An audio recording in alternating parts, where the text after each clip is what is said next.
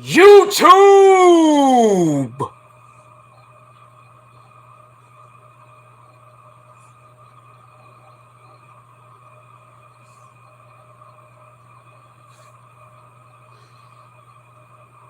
Acknowledge me! Acknowledge your tribal god of extreme. Of course, we the ones.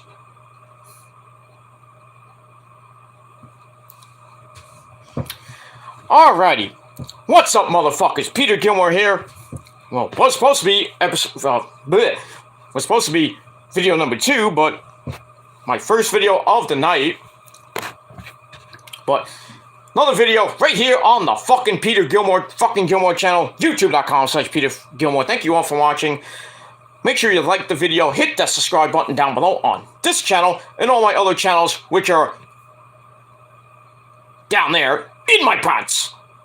As always, in my pants, down in the description box below. And as always, friend me on Facebook, follow me on Twitter and Instagram, share the video all over the internet, and don't forget to tap and slap that fucking bell. Treat it like it's your bitch. And that's pretty much all I gotta say about that. Don't forget to turn on the notification bell and turn on all notifications so you never ever acknowledge me ever miss a fucking upload. And that's all I gotta say about that. So, like the video. I don't care if you dislike it. Don't care, it's a free view. But, like the video, subscribe to my channels, follow me on social media, Facebook, Twitter, and Instagram, and share the video all over the goddamn motherfucking internet. And don't forget to hit that bell. Or I'll shove it up your ass and make you. And you will acknowledge me anyway.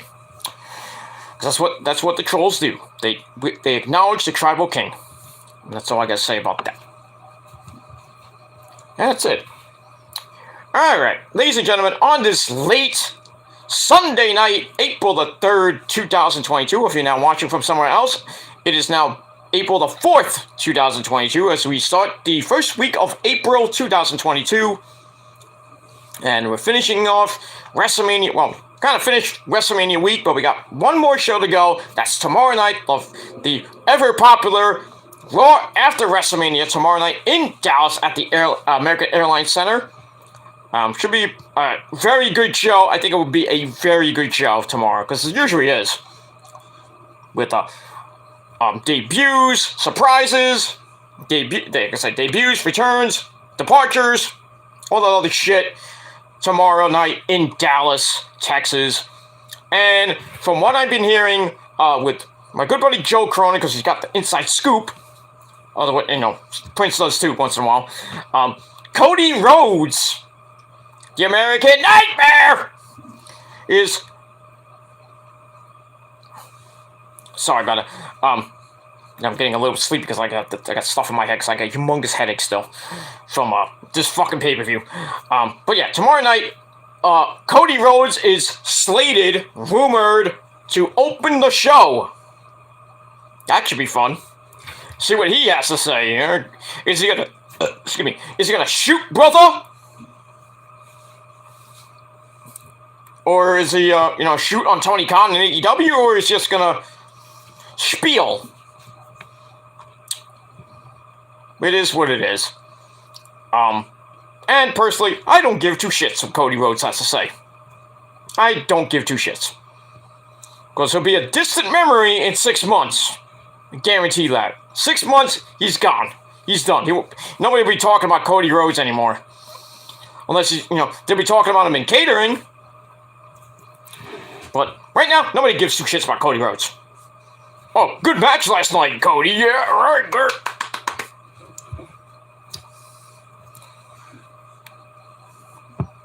Just so we can get more merch, because I think he's losing, not losing money, but, he's doing an A&E, he's talking to A&E, and I think A&E is doing a documentary about, his dad, Justin Rose, baby, American Dream, baby, doing a documentary about me eating bacon, baby, because I love the bacon, baby, bacon, baby, bacon, baby. 'Cause he's just a common man. Does it all for the bacon man. Whatever. Sweet Sapphire. Whatever. So yeah, they're doing an A&E documentary about Cody, Dusty Rhodes. Whoop-de goddamn do. And if you notice on Cody's Twitter and his Instagram, he has pictures with Brandy, from last night. And they finally have a picture of his baby girl. I think that's baby girl. Baby boy or baby girl, whatever it is. But yeah, they finally showed her face. Cutie patootie. Cody's not all smoke and mirrors in the bedroom, obviously.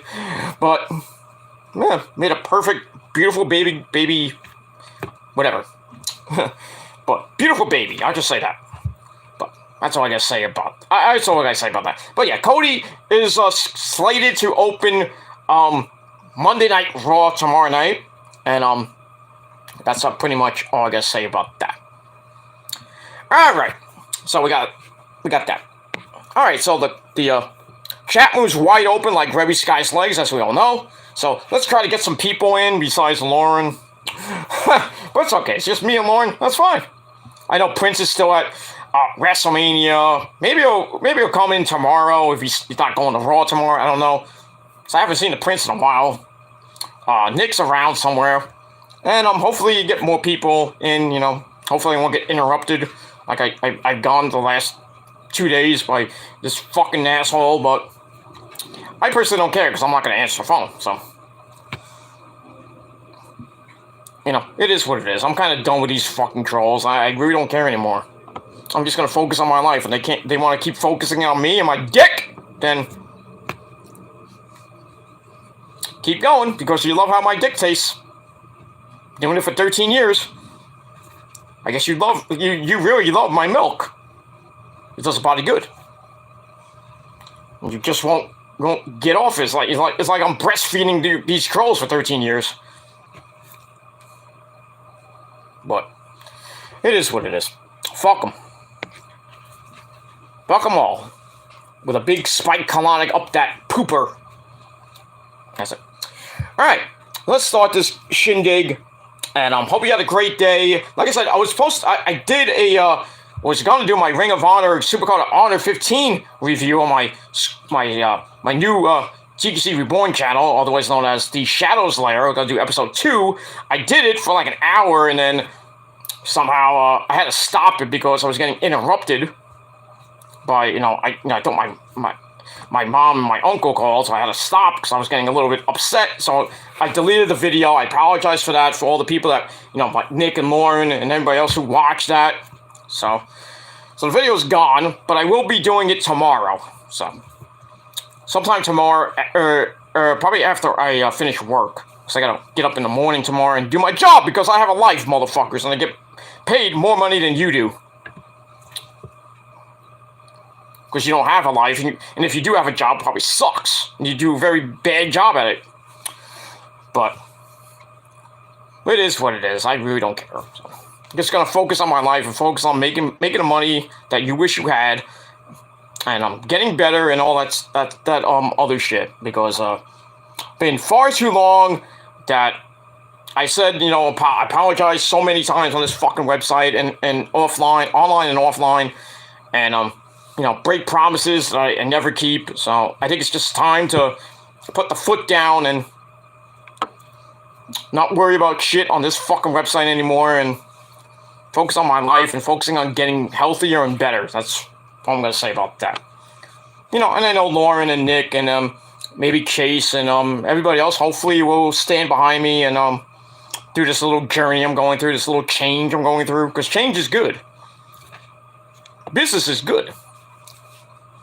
Whatever, but we'll see what happens with that. My good friends that have been behind me for so many years, my good friends that have been with me for like 20, 30 years, even the friends I have now, Nick, Lauren, and Prince, and Chase, and everybody else, I know they'll got my back and they'll cheer me on through this little journey I'm going through, and I want to get better and health, mentally and physically.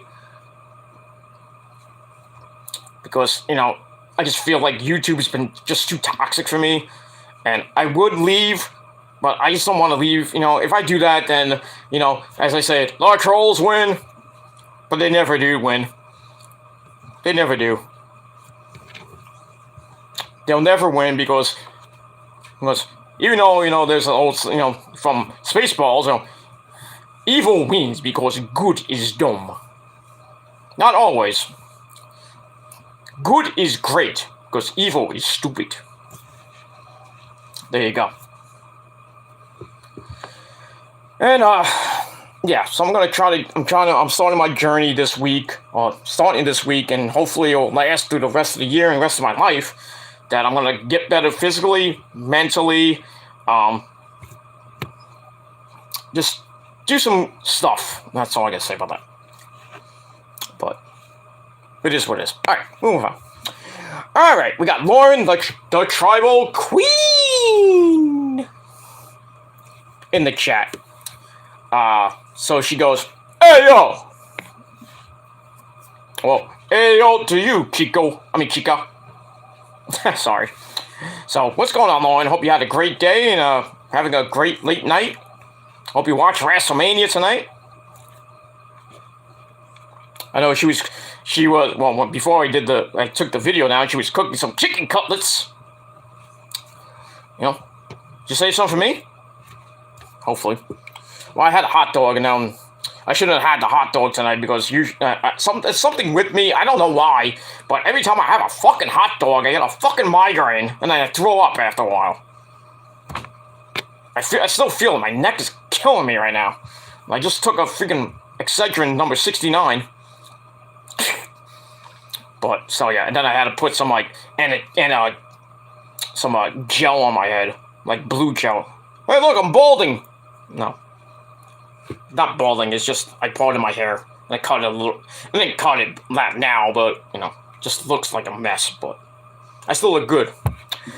For my people. And that's it. Alright, so, what's going on, Lauren? Hope you're having a great day. Alright, Lauren says, don't forget, Raw tomorrow, the Raw after WrestleMania. Then we got NXT on Tuesday, the NXT after a very good Stand and Deliver pay-per-view, which I think was way better than WrestleMania. That's just my opinion. And my opinion matters the most. Don't forget that. So yeah, we got that. Then we got Dynamite from Boston on Wednesday. That should be a great show. You know, Adam Cole, baby, against Christian. We got more with the Owen Hart Cup qualifying matches for the women, and then the start for the men.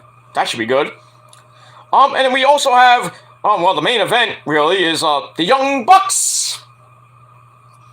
Matt and Nick Jackson taking on FTR for the AAA and Ring of Honor Tag Team Championships, titles, whatever you want to call it. That should be an amazing main event. Unless it starts the show, I don't know, but we got that and much more, like Samoa Joe. Oh, I would love that. I would love for Samoa Joe to come out, and then Bryan Danielson comes out with Moxley and Regal. That would be interesting to see. And then CM Punk comes out. Then we have a good old-fashioned Ring of Honor circa 2005, circa 2006 reunion. I would love that. I would mark the fuck out. I would mark the fuck out for that. By the way, thank you for the free view. That's pretty much it. But yeah, then we got SmackDown after Mania, which should be pretty good too. I don't know what SmackDown is this week. I don't very care. That's it. Alright, before we get into everything, alright, Lauren says, and Cody opens the show. Yeah, possibly. That's what they're saying right now. That's what I heard from Joe Cronin, so. But, yeah, while we do this review, and probably after it, probably I finish it, I'll do a little bit of, breaking news, or some news coming out of WrestleMania that's on ringsidenews.com. And then we'll get out of here, and then we'll go to bed and get up for work tomorrow. Excuse me. Well, we go to that. Alright, so let's begin this shindig. Let's not waste any more time, because I already did that. Alright, so So, night 2 of WrestleMania came your way once again from AT&T Stadium in Dallas, Texas. Scare them Cowboys tonight, or this weekend. So we got that, and as always, our commentary teams of on SmackDown, Mitchell Cole and the legend himself, Pat fucking McAfee, and on Raw, the trio of Jimmy Smith, Byron Saxton, and the man that looks like Ricky Ricardo tonight, because he looked like the Riddler last night. Tonight you look like somebody from the Ricky Ricardo show. Hey, Lucy! And that's it. That's Corey Slave. And that's pretty much it. Alright, so beginning with the pyro. We did have the kickoff show, and I didn't give two shits about that. So we get to the beginning of the show. The pyro goes off, and then we started with America the Beautiful again by Jesse James Decker, who is a reality star, now a singer. Pretty good performance of America the Beautiful. Well, better than night 1 by that idiot, whoever that was. But yeah, beautiful rendition of America the Beautiful. I think not the best one, but we all know which one's that is. Ray Charles at WrestleMania 3. Just saying. So she does that.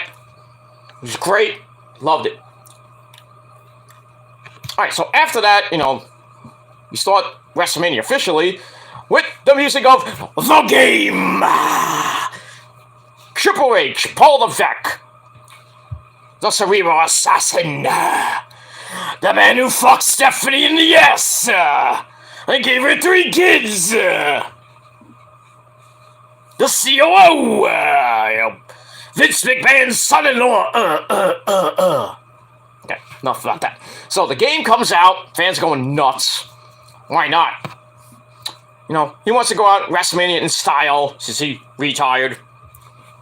So he gets in the ring, goes out all the way around the ring. He high-fives Gable Stevenson on the way in. Then I think his kids were in the audience. I think that was kids. I don't know if they were his kids. I don't know who the fuck was hugging. It must have been his kids. Or just some people, random people. Hey, Hunter, give me a hug. Okay, now get off my ass. But anyway, so he does the whole spit thing, which was great. Loved it. So he finally gets in the ring, and he sets his wrestling boots in the ring. You know what that means. That's officially retiring. Or is it these days, when people put their boots in the middle of the ring, usually it means they're going to retire for good, unless you're Cody Rhodes. Remember when he did that on Dynamite? Nice. Because nobody ever retires in wrestling. Except Ric Flair, right? Triple H. HBK? Mm-hmm. Retire my ass. Retirement matches don't really mean you retired. Just saying. Alright, so he puts his boots in the middle of the ring, throws up the "Too Sweet" sign, or the click sign, which is really the NWO sign. Even though the click started that, then, Hogan and company kind of ripped it off. And then the Bucks ripped it off. Well, who else rips it off? Finn Balor. Actually, did the "Too Sweet" sign start in Japan? I think it started in Japan with the Bullet Club. But then again, I could be wrong. So it's either Finn Balor started it, or, Triple H and company started it before the NWO.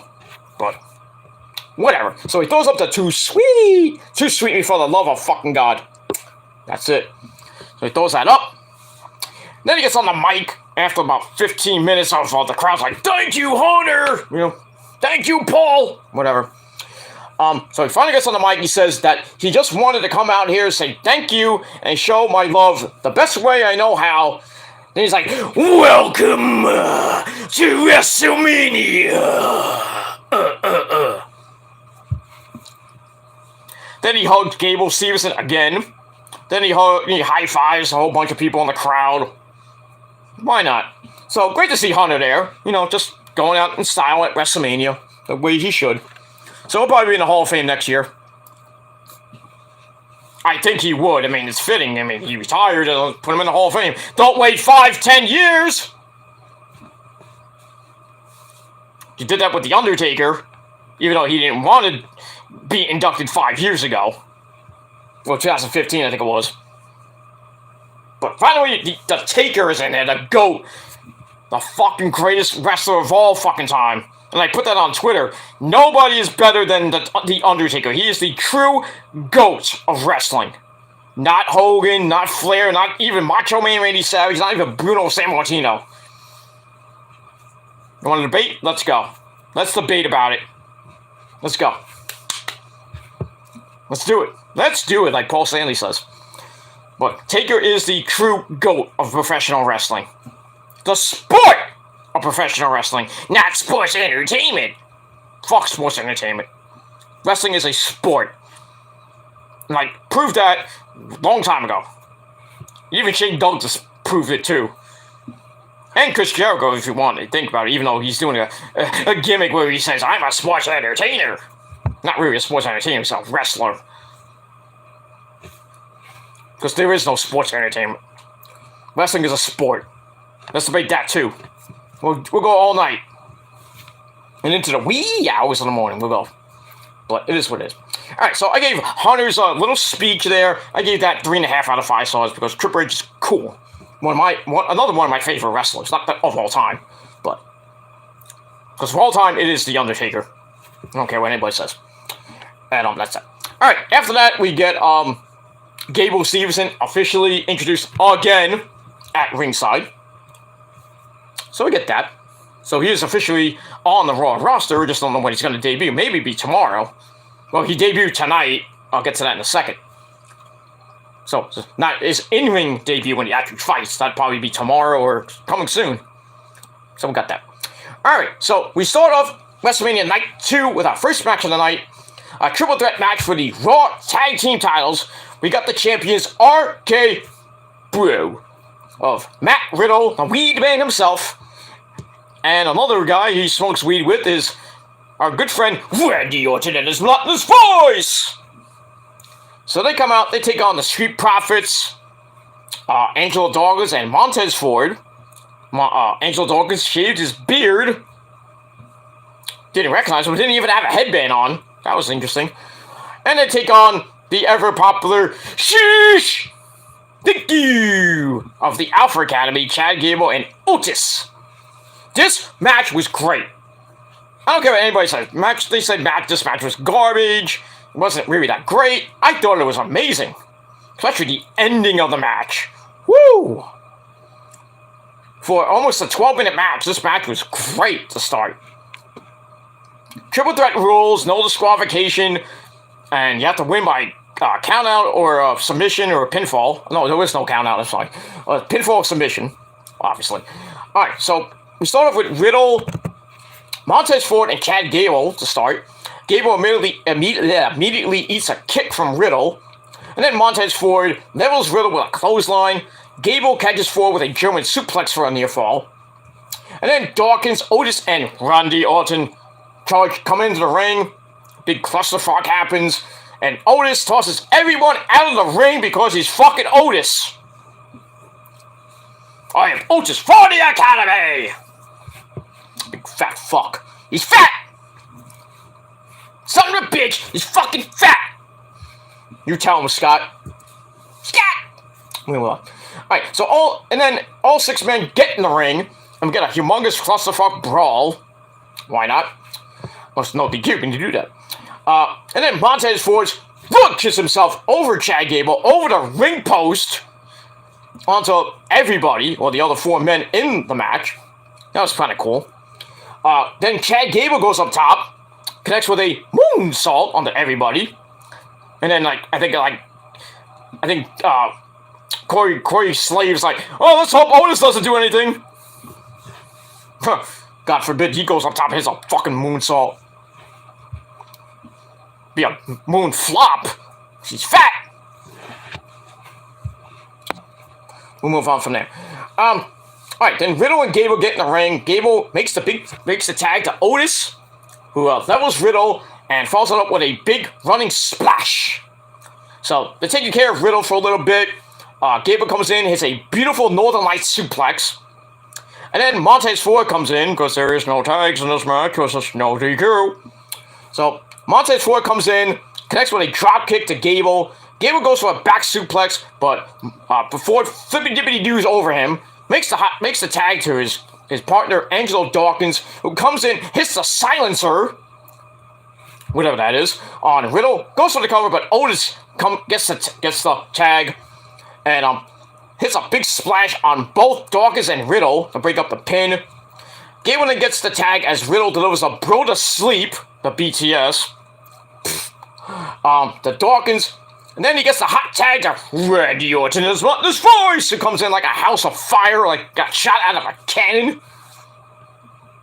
Or his wife's ass, but his wife's a nice lady. Anyway, he comes in, does what he does. Vintage Randy Orton. Dawkins tags Montez Ford. Orton goes nuts. Dumps Montez Ford onto the announce table. Ow! Did I move? I think I went over. Let me just check my notes again. I think I did. No, I was right. Alright, so Orton picks up Montez Ford, drops him on the announce table. And then Orton and Riddle hit stereo demon-assisted DDTs, or Hangman DDTs, whatever you want to call them, on both the Street Profits. Crowd's going completely nuts for them. Why not? Then they set up for the Gilmore Cutter, or the RKO. But Gable and Otis pulled him out of the ring. Otis then lifts Montez Ford onto his shoulders. Gable hits the Steiner Bulldog. Just had to go my notes. Hits the Steiner Bulldog for a near fall. Well, it doesn't. Oh, he hits that. I thought they were going for the the cover, but they don't do that. Otis then goes for the Vader Bomb. It gets knocked to the outside. And then Angelo Dawkins gets the tag, lifts Gable onto his shoulders so that Montez Ford can hit a humongous blockbuster from like 35 feet in the air, at least. I'm exaggerating, but it was like this. I mean, he was like way up there. He was in God's country almost. So he hits that. Dawkins goes for the cover on Chad Gable, but only gets a 2 count. Dawkins then drops Orton, tags in Montez Ford again. He goes up top, looking for the from the heavens frog splash, but Riddle hits a springboard top rope Gilmore Cutter! Bang! On Montez Ford, that was sick. Someone's been watching my tapes. And then Gable goes up top, looking for a splash of his own on Orton, and Orton catches him midair, hits a Gilmore Cutter, not the usual Gilmore Cutter in midair, which Orton steals a lot. You need to stop that, Randy. You need to stop. If I ever go to a WWE event and Randy Orton's there, I'm going to say, Randy, stop stealing my move! It's like, what move? I'm like, you know the move. You know. Stop stealing the Gilmore Cutter, goddammit! And stop variating it! He thinks it's the Diamond Cutter, you can do whatever you want and hit it out of nowhere in different variations. I got more fucking variations of the Gilmore Cutter than you've had sex with. Okay, Randy? Shut up.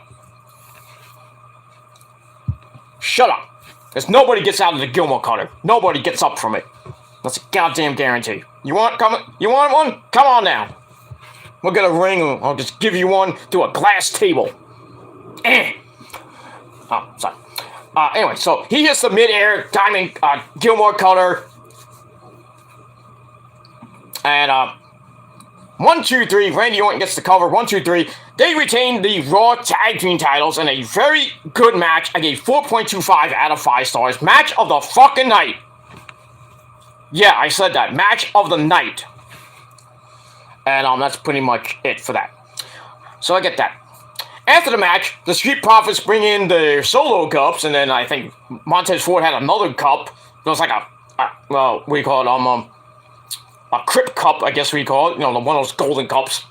You know, with the shit on it. You know, the little John cups, the Crip cup, I think they call it. Or whatever they call it. Yeah! Yeah! We get that. Alright,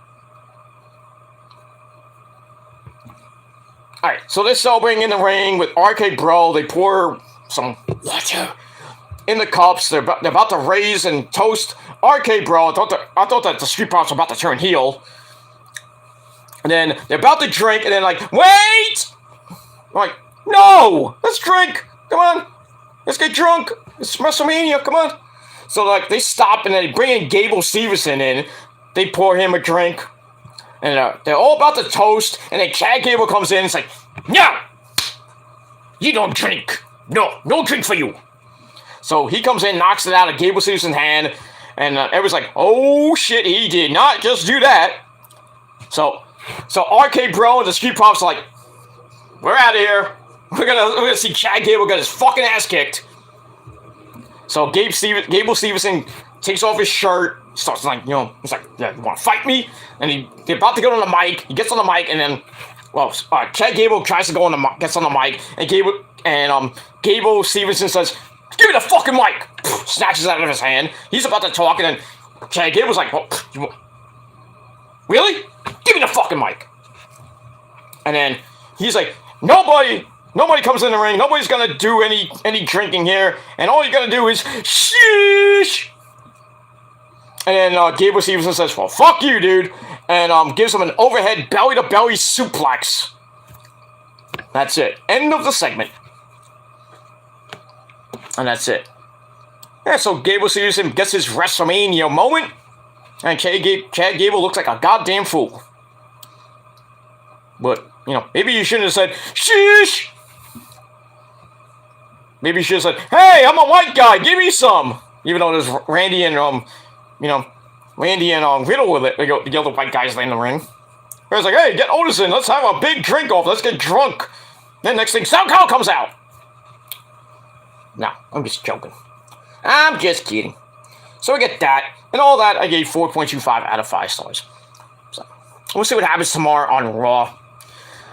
I was hoping the Street Profits would win and then turn heel. I mean, now who's RK Bro gonna lose to? Probably be at Backlash. I would think to the Street Profits. I would think. Because I mean, who's left? Who's left of that tag team division on both brands? Just give it to the goddamn Street Profits and let them turn fucking heel already. Makes no sense. But it is what it is. Alright, we'll move on from there. Alright, so like I said, 4.25 out of 5 stars. Almost a 12-minute match. We'll move on. Alright, match number 2.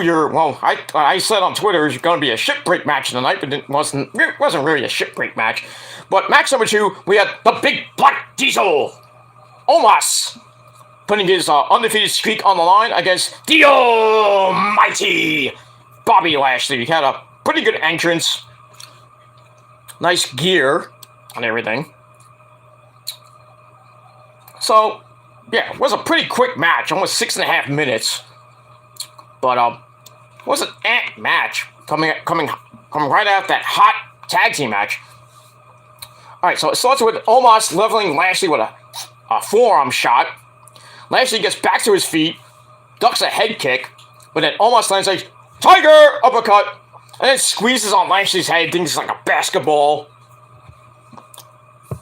What are you, Great Khali? Pretty much. The black version of the Great Khali. Like, boopy. Yeah. Lashley powers out of the grip, and then Omos works over Lashley in the corner, connects with a back elbow shot. After kind of pissing him off. Well, Lashley was getting all pissed off, and he slaps fucking Omos in the face, and I think Omos kind of went almost shoot. Olympus like, you hit me, bitch!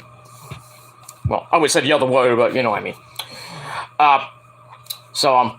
Hits a back elbow shot in the corner, then he charges at Lashley. Lashley sidesteps him and lands a leg kick.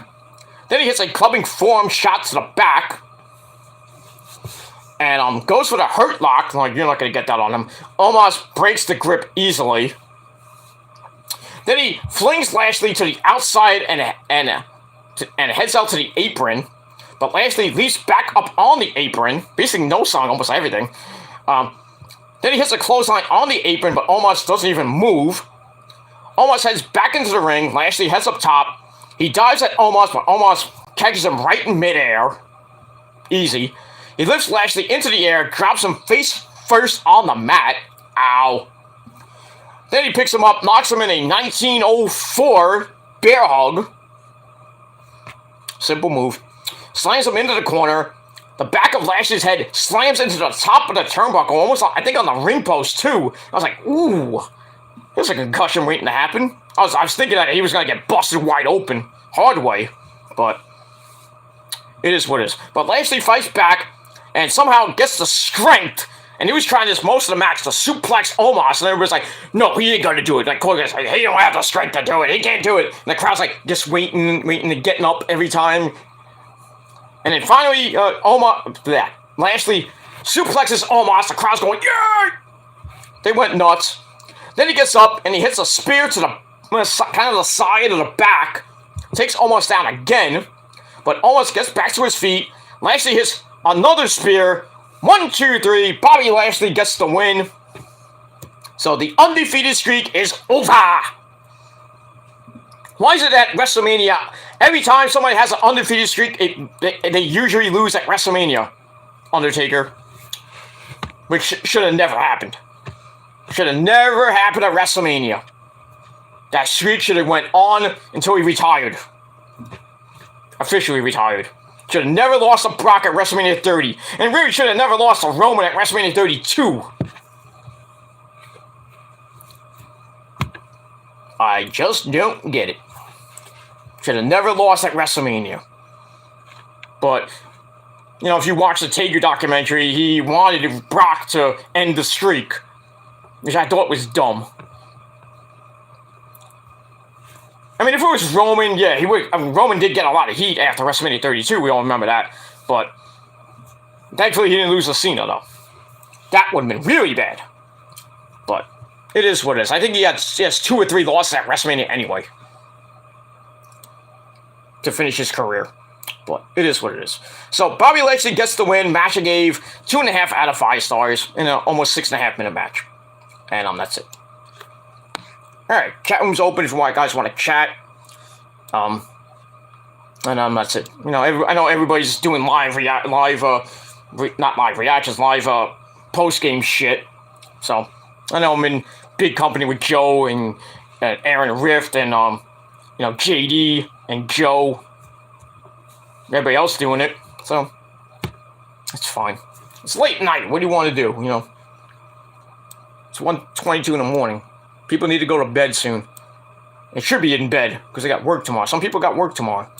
And if you don't, well, go to school if you go to school. And if you don't go to school, you suck. And if you just don't have no any life, well, you need to get one. That's it. Alright, match number 3. Anything goes match. Sami Zayn, otherwise known as El Generico, the man who steals orphans from the Mexican orphanage. He takes on the jackass himself, Johnny Knoxville. I have to say this.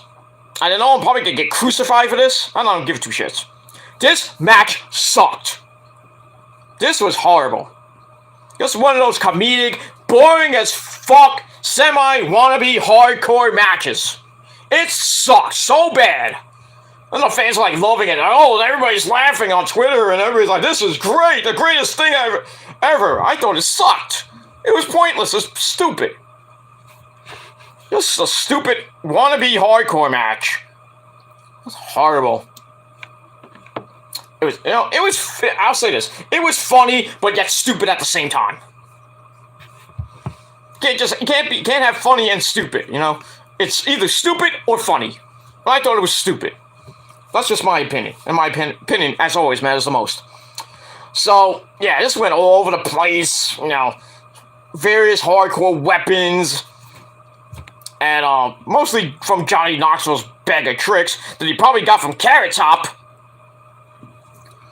I mean, it's also with Sami hitting a hell of a kick right off the bat. I was like, please beat him in 5 seconds. This match was gonna be great. 5 seconds suck fest. Sami Zayn wins. Good. Done. Nope, doesn't happen. Sammy drags Knoxville to the outside, starts whipping him into the barricade. But Johnny Knoxville comes back, grabs a fire extinguisher, and just blows it in his face. Same.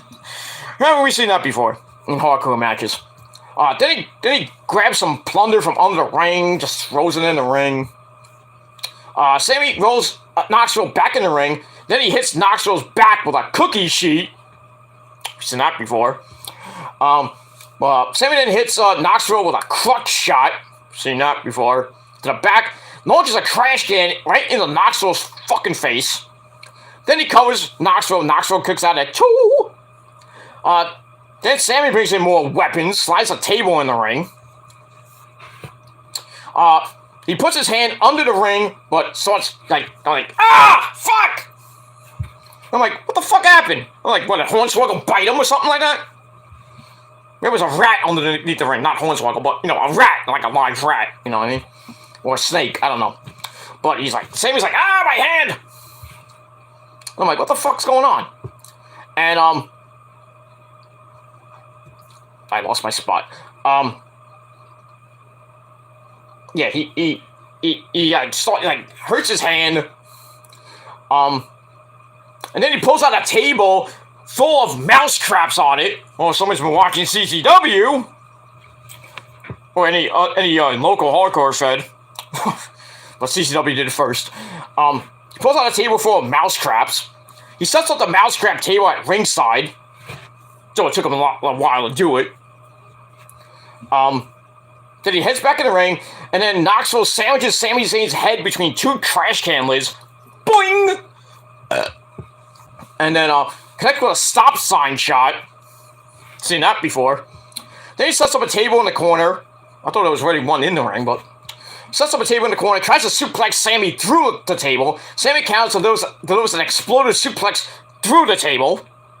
Good. Goes for the hell of a kick, but Knoxville stops him with an air horn.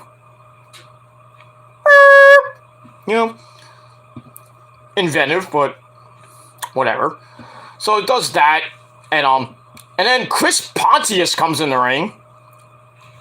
And I'm like, Pat McAfee's like, Pontius in the ring! I'm like, get this guy out of the fucking ring. He goes in the ring, and he's like, pushes Sami Zayn, he's like, I'm Chris Pontius, bitch! I'm like, Sami's like, who the fuck is this guy?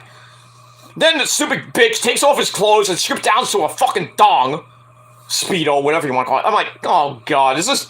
at least it was the slim version of Big Dick Johnson. Ugh. That visual scares the fuck out of me. His fucking junk coming out, hanging out with DX.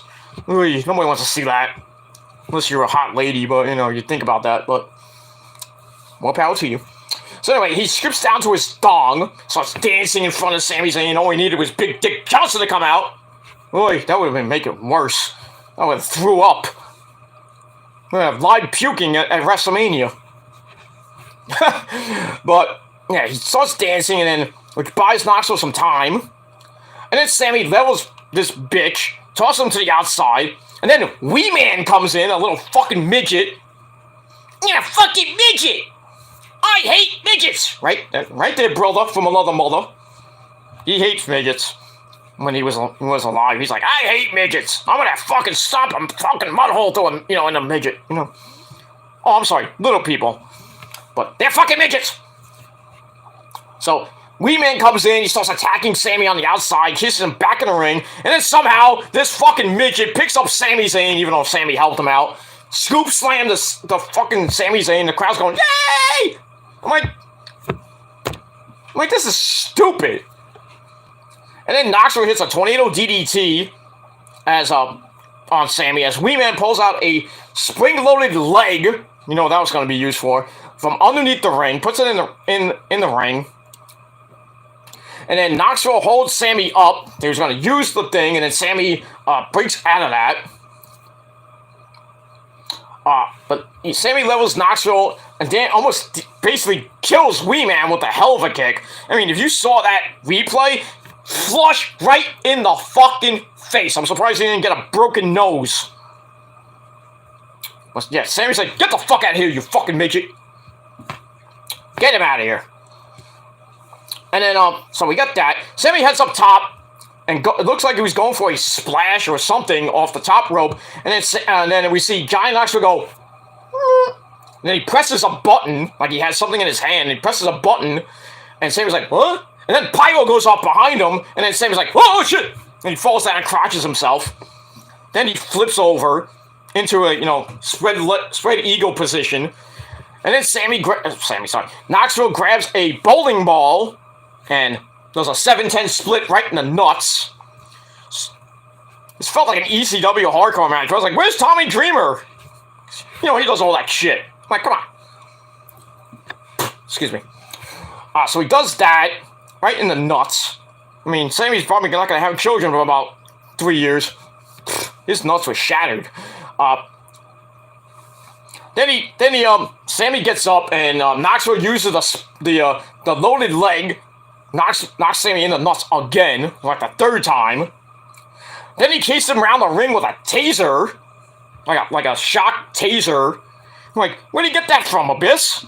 Oh, Abyss! Remember when Mick Foley shot, when Abyss had it, and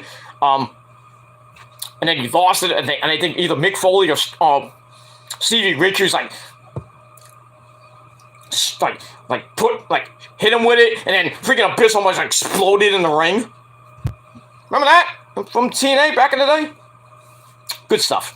So he starts chasing Sammy around with a fucking taser. Sammy runs into a big giant hand. Fucking hand, like BAM! Big slapped him with veins on it, looked like a fucking steroid hand. I like how somebody on Twitter says, oh my god! Mark Henry and Mae Young's son has debuted at WrestleMania. He's all grown up. Oh, that was funny. That was a laugh. That was hilarious. I loved it. So yeah, Mae Young's son, their hand, hits Sammy right in the face. You know that was coming. Just stupidity in this fucking match. Then he stumbles back in the ring. He heads up top, kind of is like teasing. It's like, oh, hopefully nothing happens this time. But Knoxville catches Sammy's junk with a pair of tongs. It would have been worse if it was like, with Tommy Dreamer hitting C.W. Anderson. Remember that in that I Quit match? He had a pair of pliers to the nuts.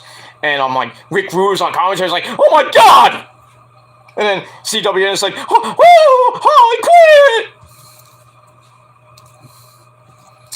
quit! Good stuff. So more hurt to Sammy's junk with a pair of tongs. Then Knoxville launches Sammy from the top rope through the mouse crack covered table. I thought that spot was pretty nice. That's the only thing I liked in this match, was that stupid fucking table spot. Then everybody in Jackass, the old Jackass crew, brings a giant mouse trap in the ring. And then Knoxville catches Sami Zayn in the trap, and he pins him 1, 2, 3. Thank God this match is over. So yeah, this match was pointless, went on way too long, almost 14 and a half goddamn minutes. People saying this was match of the night, I don't know what you were watching. I give this match a fucking dud. 0. -0. Infinity times 0. This was horrible. I'm sorry. If you want to debate me on that, let's go. I thought this was funny yet horrible. Horribly funny. It was just bad. I couldn't stand it. I know the fans were having a good laugh. Michael Cole and Pat McAfee are laughing up a storm. But yeah, if you're a real wrestling fan, you think this was horrible. I mean, a long-standing hardcore wrestling fan that I am, have been watching since 1979. 43 goddamn years, or 33. Sorry, I lost count. 33 goddamn years. I've seen worse matches than this. This was bad. This is a really bad hardcore match. Taking things from Tommy Dreamer's playbook. Some CCW stuff with a mousetrap table. Fucking tasers somebody got from Abyss. And then the freaking mousetrap thingy, the big giant mousetrap thing to just get the win. Well, it could have been worse. It could have been, they could have done a, John Cena and duct taping Batista's legs to the ring post back then. Remember that shit? To get the win? Come on now. Horrible. So yeah, big fat dud. Horrible. And we move on from there. Just way too long too. That's it. Yeah, so Knoxville gets the win. Everybody goes home happy. Except me. I didn't care. And we move on. Alright. Match number 4. Fatal 4-way match for the WWE Women's Tag Team titles. We have the champions, Queen Zelina. Looking hot in that Queen of the Damned outfit. You know, because she loves Aaliyah. Not that Aaliyah, but, you know, the late, great singer herself, Aaliyah. You know, great cosplay. She looks basically like Aaliyah. I'm sorry. So she comes out with Carmella, looking like a hooker. And then Corey Graves like all happy and like, look, you know, my wife to be, you know. And then he's like, after this match, me and Carmella are gonna have sex. I'm like, yeah.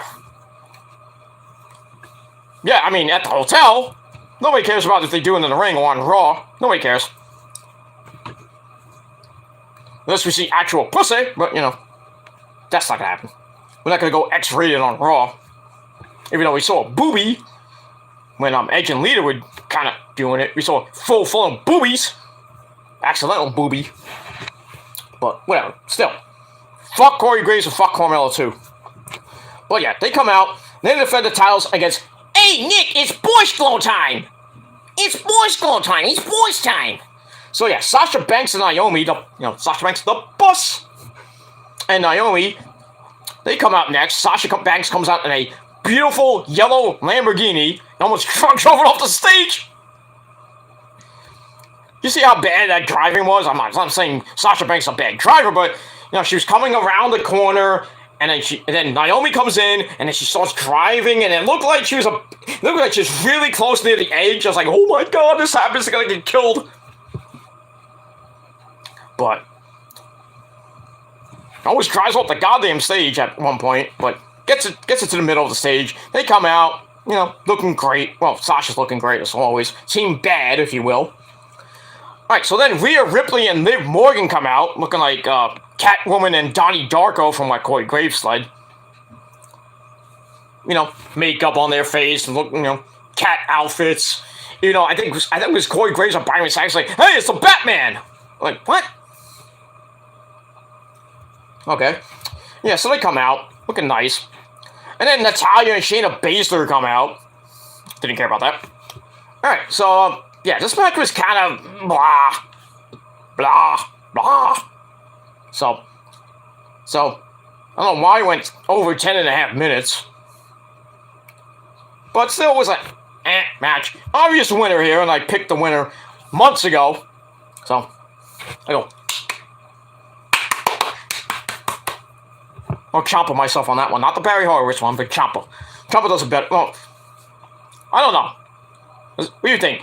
Does Barry Horowitz do it better than Ciampa, or does Ciampa do it better than Barry Horowitz? I don't know. By the way, Barry Horowitz for the Hall of Fame. Please put Barry Horowitz in. Please. I don't care.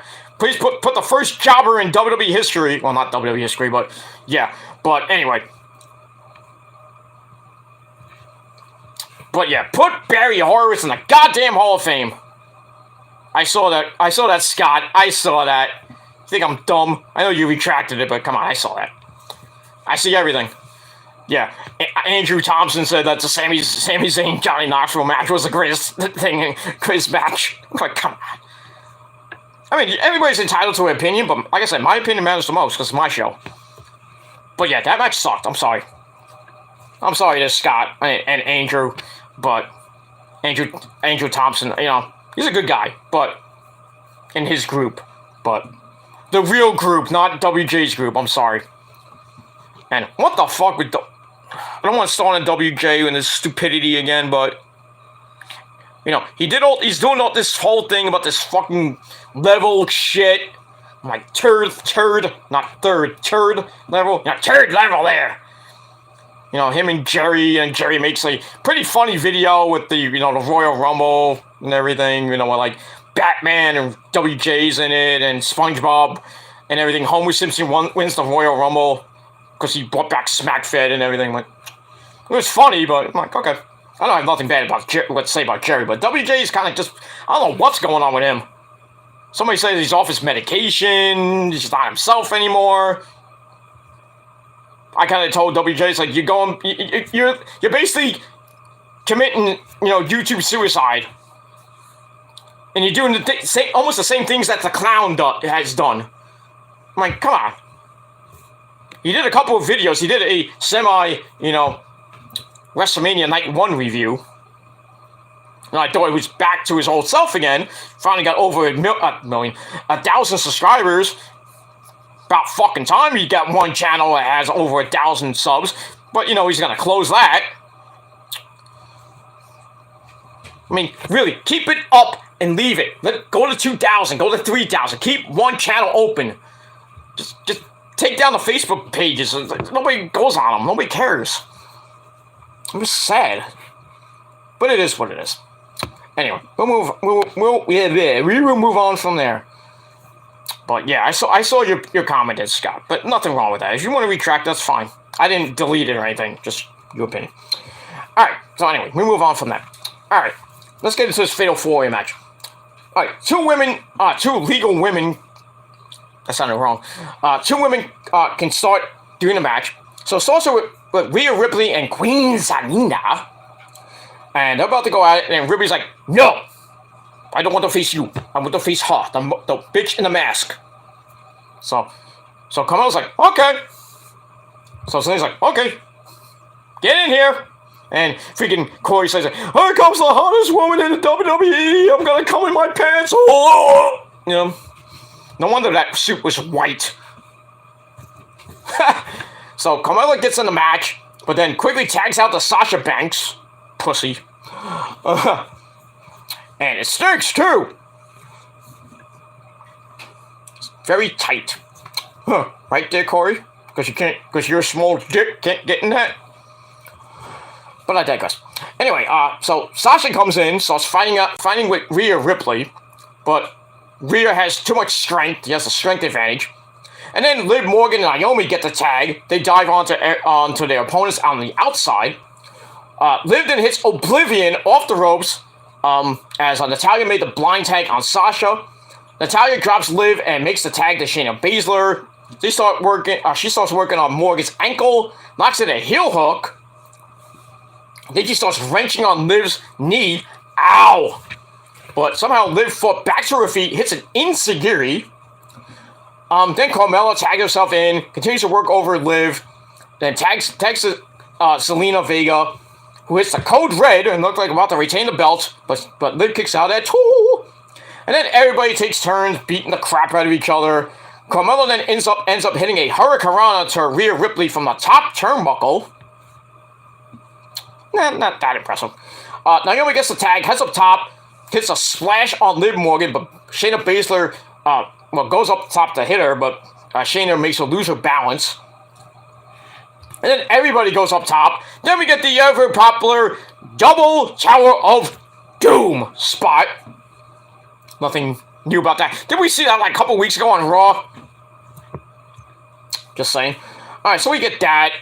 And after that, the crowd's like, yeah, that's great! Nothing great about a Tower of Doom spot.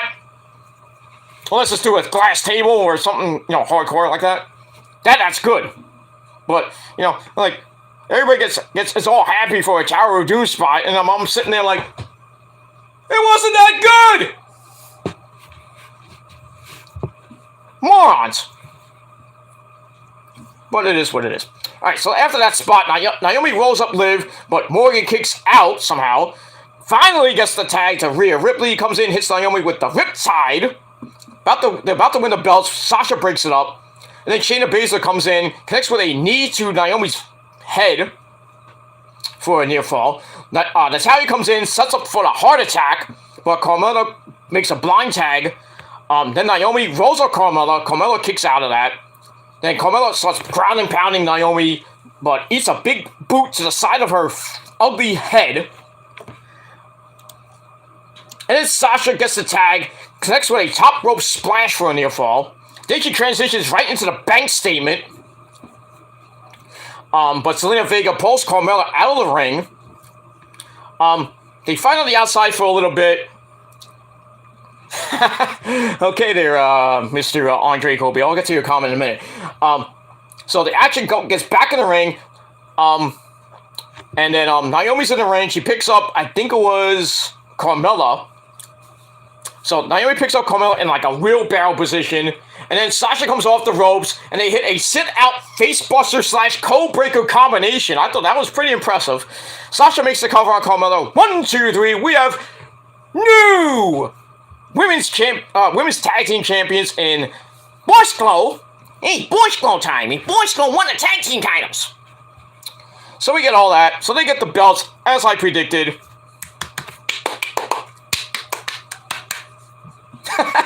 So we get that. And that's pretty much it. So Sasha and Naomi are the new women's tag team champions. And we'll see how long that lasts. And how long. Because really there's only, I think, 4 tag teams there. That's all 4 tag teams were in the ring in that fucking division. That's it. So it's probably going to be a merry-go-round of who holds those belts. But we'll see. But if Io is rumored to be on Monday Night Raw pretty soon, which could be tomorrow night, and if there are more rumors of Asuka coming back, when, I don't know, hopefully tomorrow night, but I doubt that, and Bayley too, and maybe Lacey Evans, never know, because it's after WrestleMania. So then I can see maybe Asuka and Io going after those belts. Or if Kairi decides to come back. Well, I think she might. That would be a nice Black Lotus Tribe reunion. I would love that. Give Io and Asuka, or Kairi and Asuka, the Kabuki Warriors, give them back the belts for the 3rd time. Or just make the Sky Pirates the tag team belts, Kairi and Io. Whatever way works, I'm a happy camper. That's pretty much all I gotta say about that. Nothing, no offense to Sasha, because, she's my 4th wife and everything. Because she's the boss. And that's it. It's Boston time, I'm like, Boston time, my dick. Every night. But it is what it is. Alright, so they get the win, and we'll see what happens tomorrow night on Monday Night Raw with the women's tag team titles. I would probably see a rematch with Zelina Vega and Carmella at Backlash, but I really don't want to see that. But, well, we'll see what happens with this fucking division. Nobody cares about it, though. But glad that Sasha is I think she's a 3-time champ? 3 or 4-time women's champ. I think it's 3 times. Because she held it with Bayley twice. I think twice. I could be wrong. Twice or 3 times. But back, once again, as the one half of the women's tag team champions, Naomi finally wins a goddamn belt.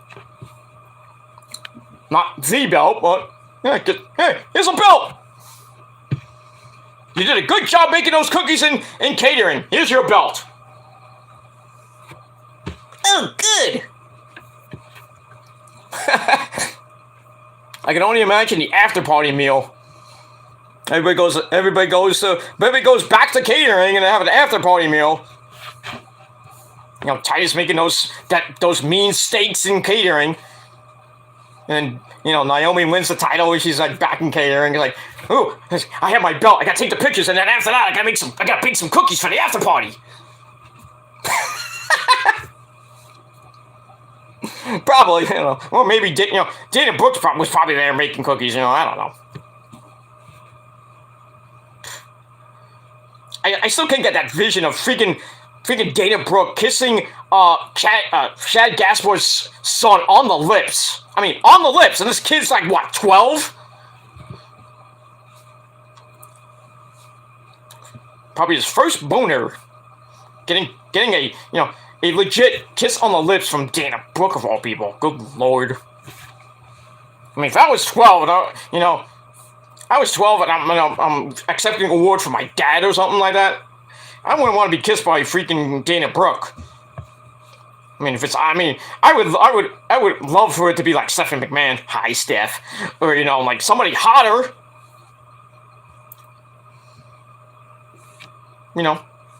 Just my opinion. But yeah, that kid, probably You know, he's wearing a nice suit and everything.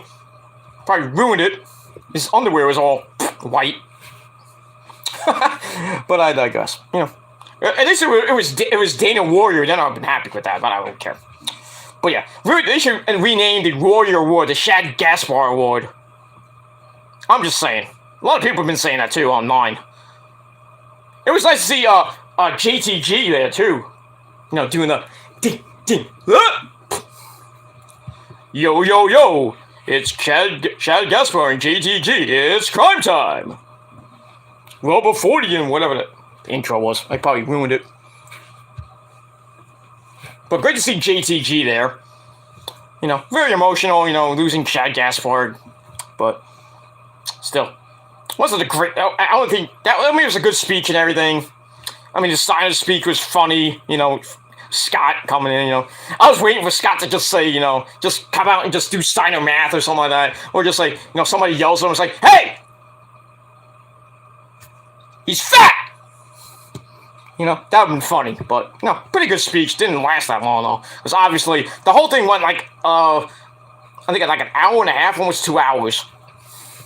It was supposed to be billed as an hour and a half, but you give like, Taker like 45 minutes, or almost, something like that. But Taker's speech was fucking emotional and fucking, ooh. I legit cried. Because it was so emotional, and just the words he spoke kind of like say, you know what?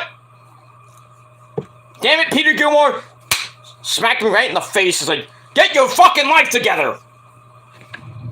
And that's what I'm going to be doing. I'm going to take Taker's words to heart, and I'm going to fix my fucking self. Because I need a fix! You know? It's my fix! Like Rhino says.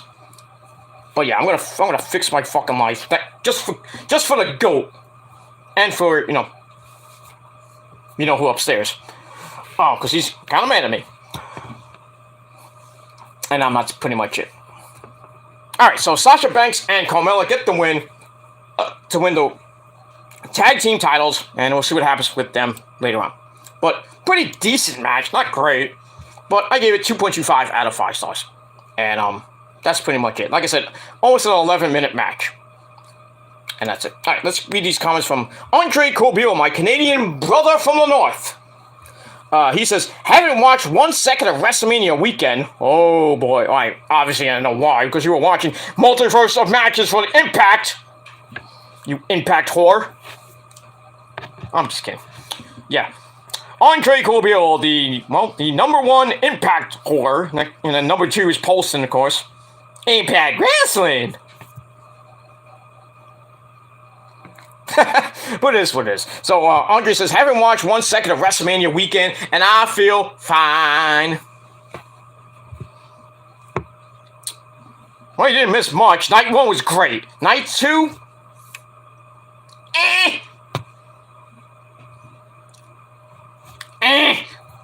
It is what it is. Gilmore, what are you doing? Well, what? What, Mike? What'd I do? You said, So? But only I say that, because I'm awesome. Well, yeah.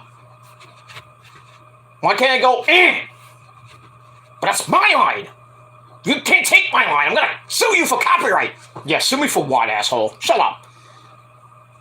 Don't tell me to shut up, Gilmore. I'll put you through a freaking Mike, every time you say that, I'm going to slap the fucking shit out of you, right? Stop it. You never put me through a freaking flaming table or a glass table or any type of table, alright? Not even this fucking table I'm sitting on. I have the computer on now. Or even my desk. You're not going to powerbomb me through this fucking desk or this little table over here. Little dinky fucking dollar store table. You're not going to do that, Mike, so shut up. Alright? Be nice, alright? Oh, I'm sorry, Gilmore. Alright, it's fine. What did you think of WrestleMania? I know you were watching from heaven and everything. It was cool and everything. That whole stupid, Johnny, what was that guy? Knoxville? Yeah, Johnny Knoxville. Yeah, that match sucked. Yeah, but he put Sami Zayn to a mousetrap table. You ever do that before, Mike? No, I was thinking about it back in 1999. At that time, and everything. Never used it or anything. I was thinking about it, but never used it.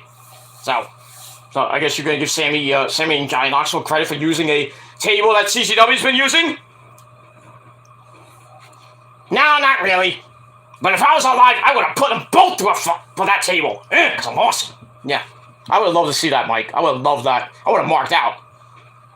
You walk out a lot, Gilmore. Well, especially for your matches there, Mike. Oh, thank you. Okay. Hey, did you notice that that hand when that hand smacked Sami Zayn? You saw that? Oh yeah, I saw that. It was stupid. Yeah, you notice that was Mae Young and Mark Henry's son. They made his debut. He grew up for like 20 years, and he made his debut at WrestleMania. Your girlfriend Mae Young, right? She gave birth to a hand on Monday Night Raw with Mark Henry long time ago. Yeah, I remember that. It's like, well, good thing it wasn't yours, Mike. Oh yeah, if that was mine, Mike, if I had that segment, I would have killed myself again. Oy, Mike. I mean, really? They had to do that. It is what it is, Mike, but anyway. What? Yeah. It was a stupid match, Mike. Yeah, I agree. It sucked.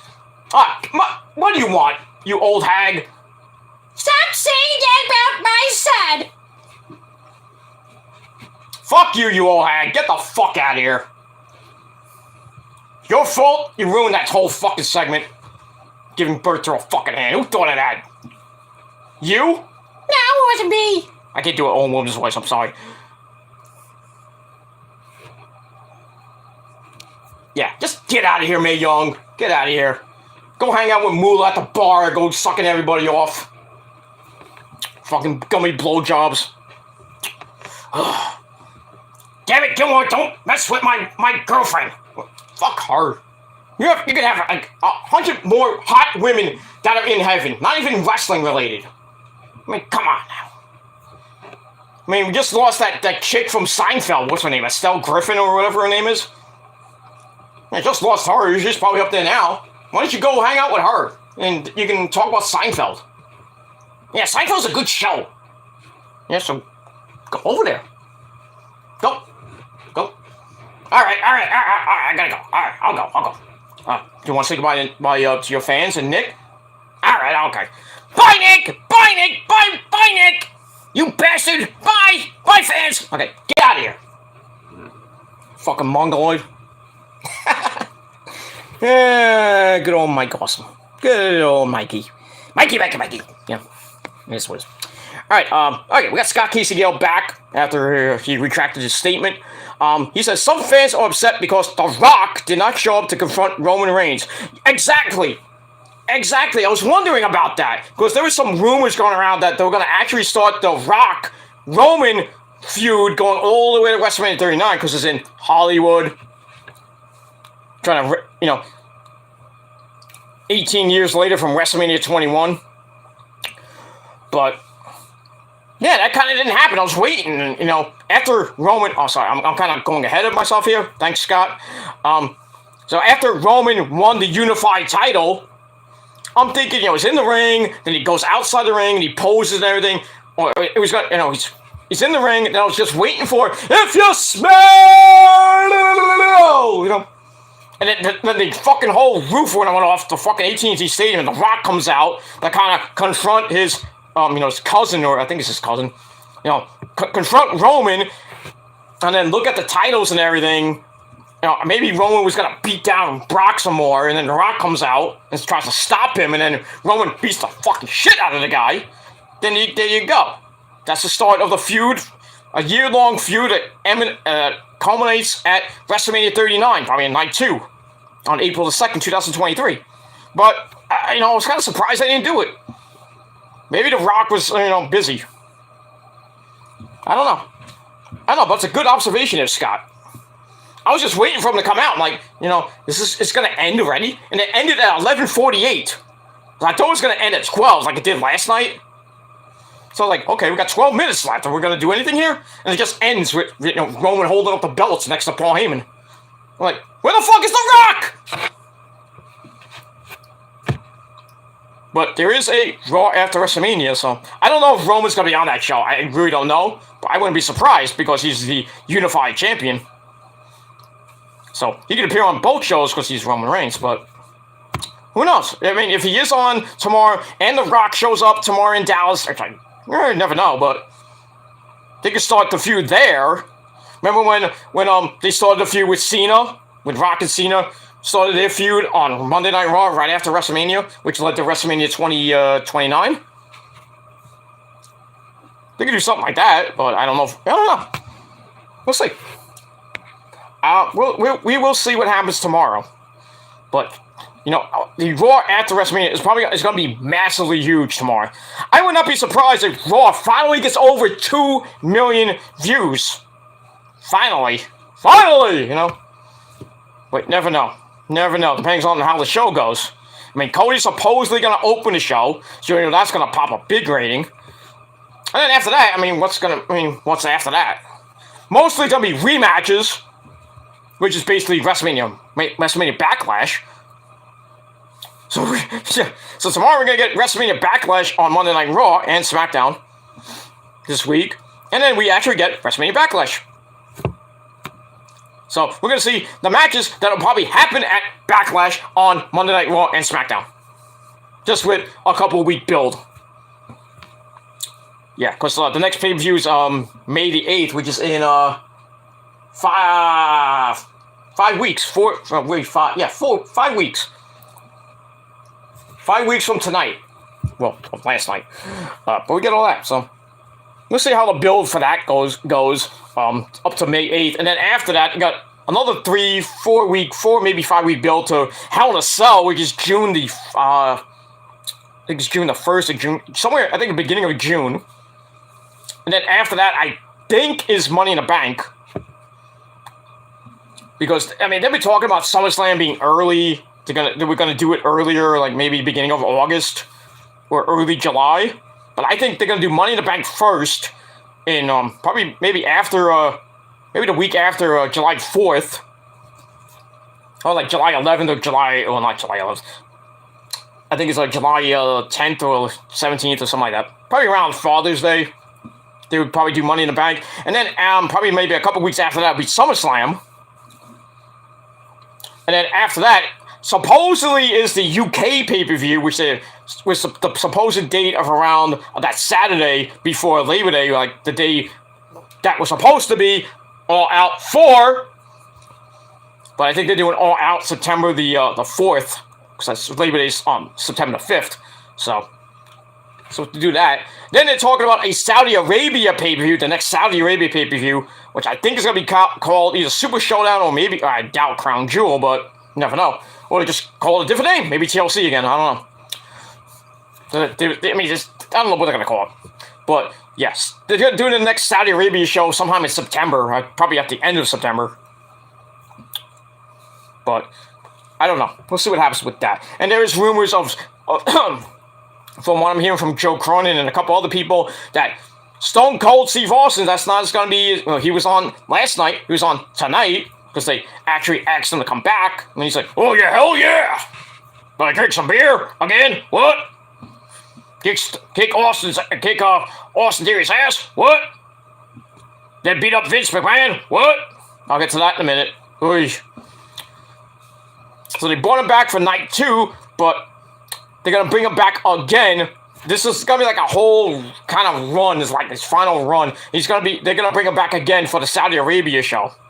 Who's he going to face? I don't even know. I don't even care. Just to sell more tickets for Saudi Arabia. Get all the Saudi Arabians like, oh, Stone Cold. We give him a squishy. You know?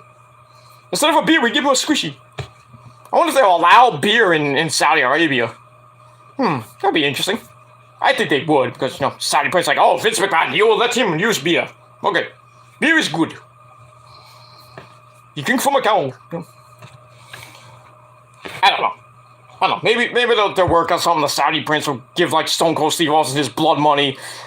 And then Steve Austin will use the blood money to buy a whole bunch of Saudi Arabia beer. There is no beer on Saudi Arabia. I don't know, but he'll probably bring a whole caseload of IPA beer to Saudi Arabia and give it out to the crowd. Like, what is this? Don't care. But we'll move on. All right, enough about that. It's 2 o'clock in the morning. Let's get this done. We got 2 people in watching. That's pretty cool. All right, let's get more people. I know it's 2 o'clock in the morning, but come on. And that's it. All right, what max number is this? I believe it's match number 4. We have the dream match of the phenomenal AJ Styles against Dark Edge, or as I call him, Kane. Not that Kane. Kane from Final Fantasy IV.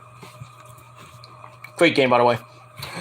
Not the greatest of all time in the Final Fantasy series, because we all know that is number 7. Sephiroth. And,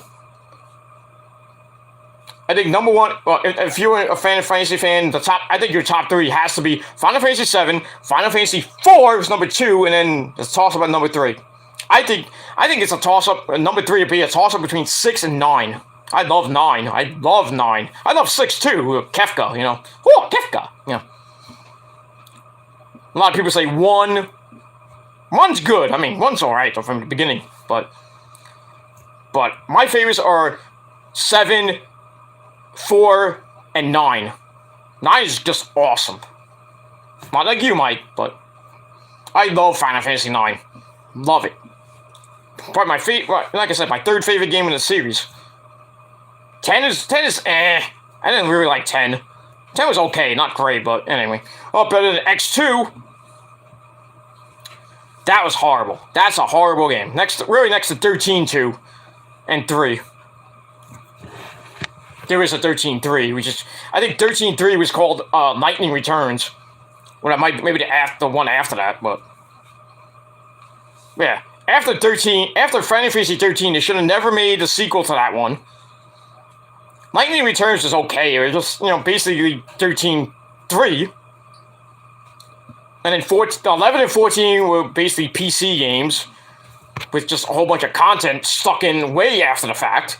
I mean, there's so many new stuff with Final Fantasy 14. It's just different names. I'm like, why?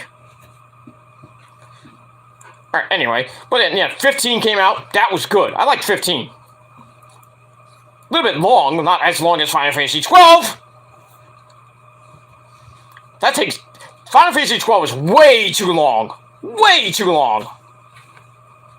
Because you got to do all the side missions, all the hunts and everything, you got all the weapons and everything, level up to like level 99. You still can't beat the boss. With the summons and everything. Still, that game, and then the kind of the remake, the Zodiac Age, which is basically the same game, just updated graphic and shit. Way too long. I fucking hated 12. 12 was just, it's a good game. Way too long. Way too long. 15 almost got to that point. It was getting way too long. But it is what it is. Good game, though. Good game. I have it. I beat it already, so. I'm just waiting for 16 to come out. But, I beat Final Fantasy VII, the remake, the first version on PlayStation 4. The retrograde came out on PlayStation 5. I don't have PlayStation 5 yet. And, I heard it's okay. It's basically, the after effects of the remake, and then that whole thing, that little side thing with Yuffie. Whatever. But we all know how Final Fantasy VII ends. I can't wait. I gotta play that game, and I gotta see how Sephiroth looks at the end. I mean, Ultra Sephiroth, not Sephiroth.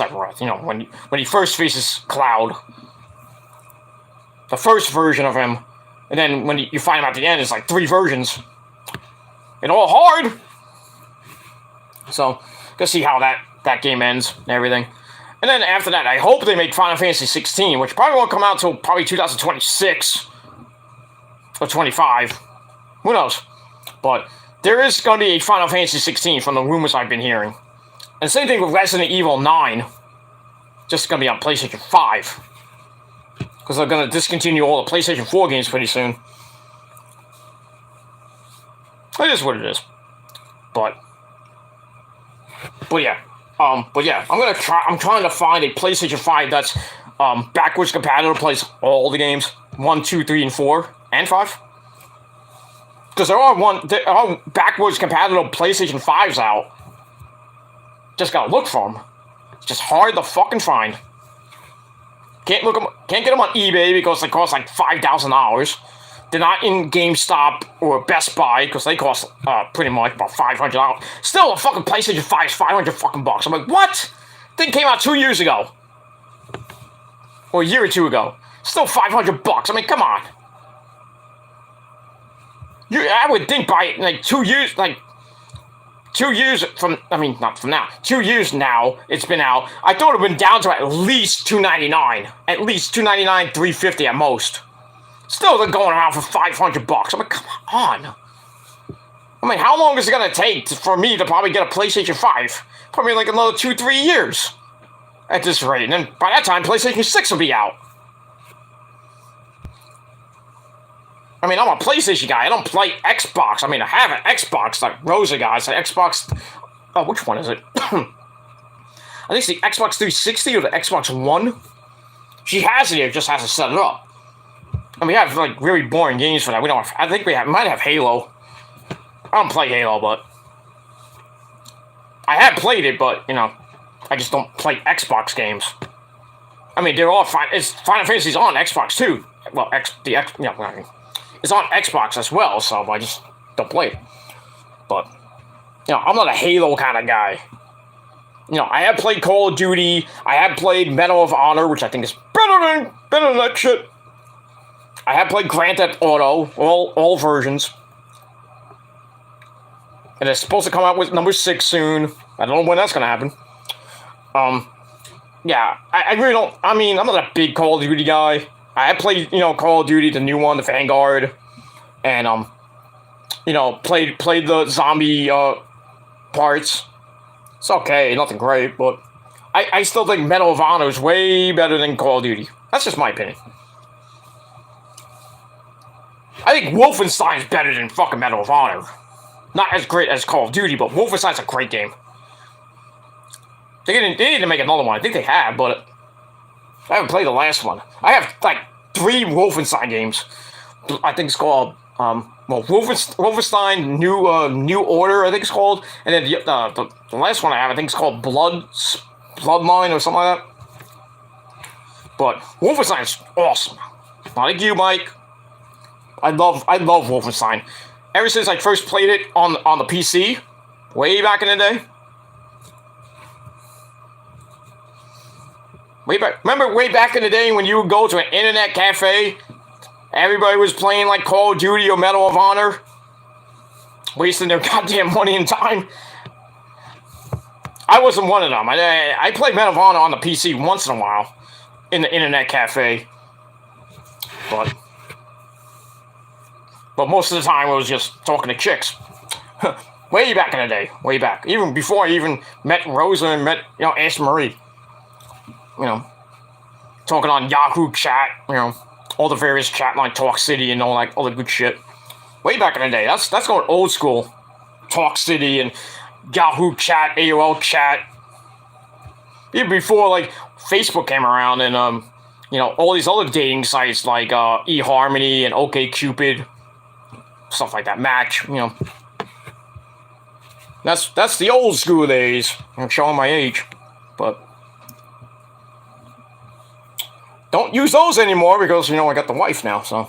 And I met her on a dating site, OkCupid. That's why I met Rosa, so. It is what it is, and Wednesday is going to be 14 goddamn years with that ball and chain.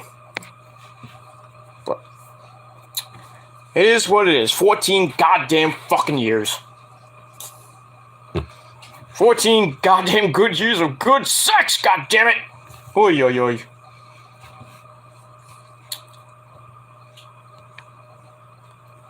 You know, like it's like having sex the first time. You know, it's kind of awkward at first, but then you get used to it, and then the years go on. You're together, then you get married, and the sex is good. You know, it depends. It depends on the person. You know, not the person, well, the couple and everything. You know, you can have sex for like years. You know, you're 14, 20, 30 years into the relationship. You're still having good sex. You know, I'm at 14. I'm still having great sex because I get the vitamins done. You know what I mean? I get the vitamins and the milk for 14 goddamn years. And I'm not stopping. I'm not gonna stop. I'm 45, you know. She's a little bit older than me, but you know, we still get it on. We go hardcore. Not that kind of hardcore. We go triple X. You know what I mean? We don't do any of that freaky shit. Unless I just don't get into that shit. You know, the bondage and you know, anal and all that shit. I can't do that. I don't. Okay, too much information. I'm sorry. Freak you all out now. Ew! In the pooper! Whatever. Now everybody's gonna leave. Alright, go to bed, everybody. No, I'm just kidding. Alright, let's get back to WrestleMania. Alright, so match number 4, Edge versus AJ Styles. Edge came up with a great entrance, like a super ultimate brood entrance, the fire, and he comes out on a throne and shit. That was nice. AJ comes out, and he does, the whole thing, you know, his usual entrance, and then he's got he's cut on his cheek a little bit. I'm like, how the fuck did that happen? And then Issa, you know, my Puerto Rican queen. Well, not my Puerto Rican queen, but, you know, the New York City demon diva herself, Issa. One hot, nice piece of ish. But, shh. She knows that already, though. But anyway, she put up a video on Twitter showing, like, how he got it. I'm still, like, looking at it. And the pyro goes off. He does his thing. You know, the whole thing, like, you know, the whole thing. I'm like, how did he get, well, how? Did the pyro hit him? And, like, the spark hit him in the face and he's busted wide open? I'm like, what the fuck happened? I was thinking when he does, you know, he does this and he goes, you know, like, does the, you know, he would do the, you know, take his hood off and go, ah, you know. And maybe his hair hit him in the face and he got busted open from his hair or something like that. Or maybe his chain, if he had a chain on or something like that. Or his jacket hit him in the face. I don't even know how the fuck I got busted open. Anybody knows, tell me. It is what it is. Okay, Andre Cobio says, WWE needs Mantar back. You mean Mantor? Or Monster? I don't know. Mantar. You mean Al Snow, right? Mantar. Pulled an old one from the hat, huh, there, Andre? Mantar. Mantar sounds like a character from He-Man. Mantar facing off against He-Man, you know, or maybe Mantar is, you know, an ally of He-Man facing off against Skeletor. I am Skeletor. You know, this YouTube videos about Skeletor is funny as fuck. It is funny. I mean, you gotta watch it. It's fucking funny as fuck, man. It's just awesome. Great. Skeletor, I will use my staff of doom to kill you. You know, yeah, fucking Beast Man looking like a douche. And then Trapjaw. Trapjaw and Evelyn, you know, they're like, hey, we're hanging out with Skeletor. Getting our butts kicked. Oh my god, Andre, really? Oh, that's why I like you, Andre. I've always liked you ever since I first met you way back in the day with Big Ray and the Can-Am connection. Oh, you're a riot, dude. You're a fucking riot. From Calgary, Alberta, Canada. But it is what it is. Yeah. He says, bring back the goon. Yeah, bring back the goon. Bring back the zombie. You know, bring back Barry Horowitz. He's still kind of, he's not, I don't know if I think he's retired. I met him at a show. You know, I just shook his hand and then, like, pat him on his back and shit. Should be in the Hall of Fame, just saying. I think he should be the first jobber in the Hall of Fame. Everybody's saying, oh, it's Coco Beware. Now, Coco Beware wasn't really a job. He was kind of a jobber, but not the jobber. But Barry Horowitz got to be the first jobber in the WWE Hall of Fame. And then next, you know who's coming next. Barry! Oh.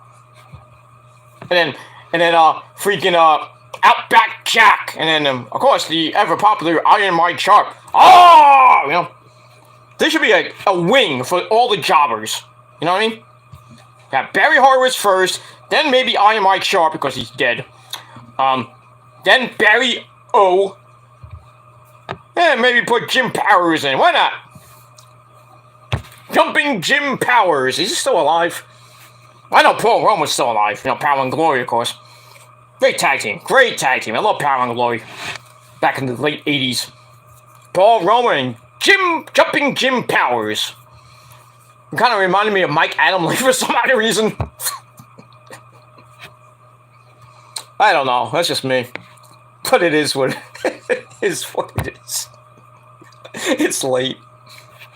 But yeah, bring back the Goon. Bring back the Zombie. Hey, bring back the Skeleton from Parts Unknown. The Skeleton. Just bring back the old school WWF shit, man. Bring back the alligators and the fucking snakes and you know, bring back Matilda and Frankie. Oh yeah, I watched the interview with Coco Beware talking about Frankie's death. I was like, oh man, was it the original? I think it was the. I don't know if it was. It was not the original Frankie. So I think he had like different versions of Frankie. I don't know. Just me. To the bird. You know. Power driver. Okay. But yeah, bring back all the old school fucking jobbers. We need more jobbers in WWE, not, you know, the enhancement talent. I like how in Taker's speech he was saying that, like, when he first started, he was like, he was facing a. He's like, I was in a squash match, and everyone's like, "Ooh, you can't say that." And he's like, "Oh, I mean enhancement match." I'm like, yeah, you meant jobber match. You meant that job. We're not fooling. Stop fooling around, Mark. Squash match. Enhancement talent. And then, like, he was saying, like, that, the freaking jobber was doing all these moves wrong, and then Taker just went off on him and just started beating the shit out of him. Then he goes to the back, and Vince McMahon's like, "You're an asshole!" It was it's funny, but, you know, still. Kind of like, ooh, interesting. Vince McMahon yelling at the Undertaker, right? You know, he's about to fire his ass. Because he went off script. Well, not the first time Mark Calloway's gone off script. Remember that? Remember when he came out and, you know, he was like talking about Vince. He's like, "I fucking hate the WWE. I hate Vince McMahon." I was like, ooh, Taker's gonna go to WCW. He's gonna destroy the entire WWE. Nope. No. Didn't happen. Imagine that would have happened. What would have happened if Taker was back in WCW? From the company that said, "Oh, you're not gonna sell, you're not gonna draw any money." Remember when I think it was Eric Bischoff said that, or WCW management said, "You're not gonna make any money, you're not gonna draw, you're not gonna be a star," and they fired him and he went to WWE back in 1990. And then came The Undertaker, and we all know and love, of course. But remember that promo that he cut on Vince? Like, it was like a shoot promo. He's like, I don't like Vince. I fucking hate the WWE. I'm at it. I mean, you know, he was about to leave. I was like, oh, he's going back to WCW? Oh, man. If he would have came back to WCW and joined the NWO, holy shit. This Monday Night War would never happened. There would be no Attitude. There really wouldn't. The Attitude Era would have been probably dead. I mean, he still had Stone Cold and The Rock and Triple H and DX and everything like that. I think that would have been okay, but Taker in the NWO, ooh. There's a what if. What ifs of wrestling. Just imagine that. Taker being in the same group with Hogan, Nash, Hall, Big Papa Dump, you know? Scott Norton, all those big men they had in there. Ooh, God. Or, you know, who would just be Mark Calloway again. Big, mean Mark Calloway. You know, he wouldn't have... I don't know who would have been his manager at the time. I don't know, but... It won't be Paul Heyman. But yeah, just imagine thinking Taker in the NWO. Taker, goes back to Mean Mark. Becomes a humongous star. Hangs out with, teams up with Sting. Or maybe put, Taker in the Wolfpack. That would have been weird, but... Taker versus Goldberg. Taker versus DDP. Well, that already happened. Well, later, Taker DDP, even before that happened in WWE, circa 2002, 2003. Taker versus Macho Man Randy Savage. Oh, yeah. Or Taker versus Bret the Fart Man Hart. The Shit Man Hart. You know? I don't think we'd be talking about, you know, WWE, the Attitude Era and everything, beating WCW after WCW, you know, that whole thing with Shivani saying, oh, Mick Foley's gonna win the title. Just imagine Taker just showing up in WCW as The Undertaker. That would have been fucking, oof. Just imagine that shit. Holy crap. But we'll move on. Alright, I got a lot more comments from Andre. Got 4 people watching right now. Great! 2:25 in the morning. Great! Let's get some more. Get a whole ton more. Let's go. Let's do it. Like Paul Stanley says. Alright, okay. Andre says, yeah, Skeletor, that's Nancy Pelosi. Oy, oy, oy, the witch. Yeah, no, she's not Skeletor, she's Evelyn. Just saying. If anybody was like a female Skeletor, that's, excuse me, 1 second. Hillary Clinton! Hillary Clinton is Skeletor. The female Skeletor. I'm sorry. Oh yeah, she comes out today and says, oh, you know, if I was, you know, she says all this stuff like we gotta hit Russia hard in their economic needs and shit. I'm like, shut the fuck up, you fucking cunt.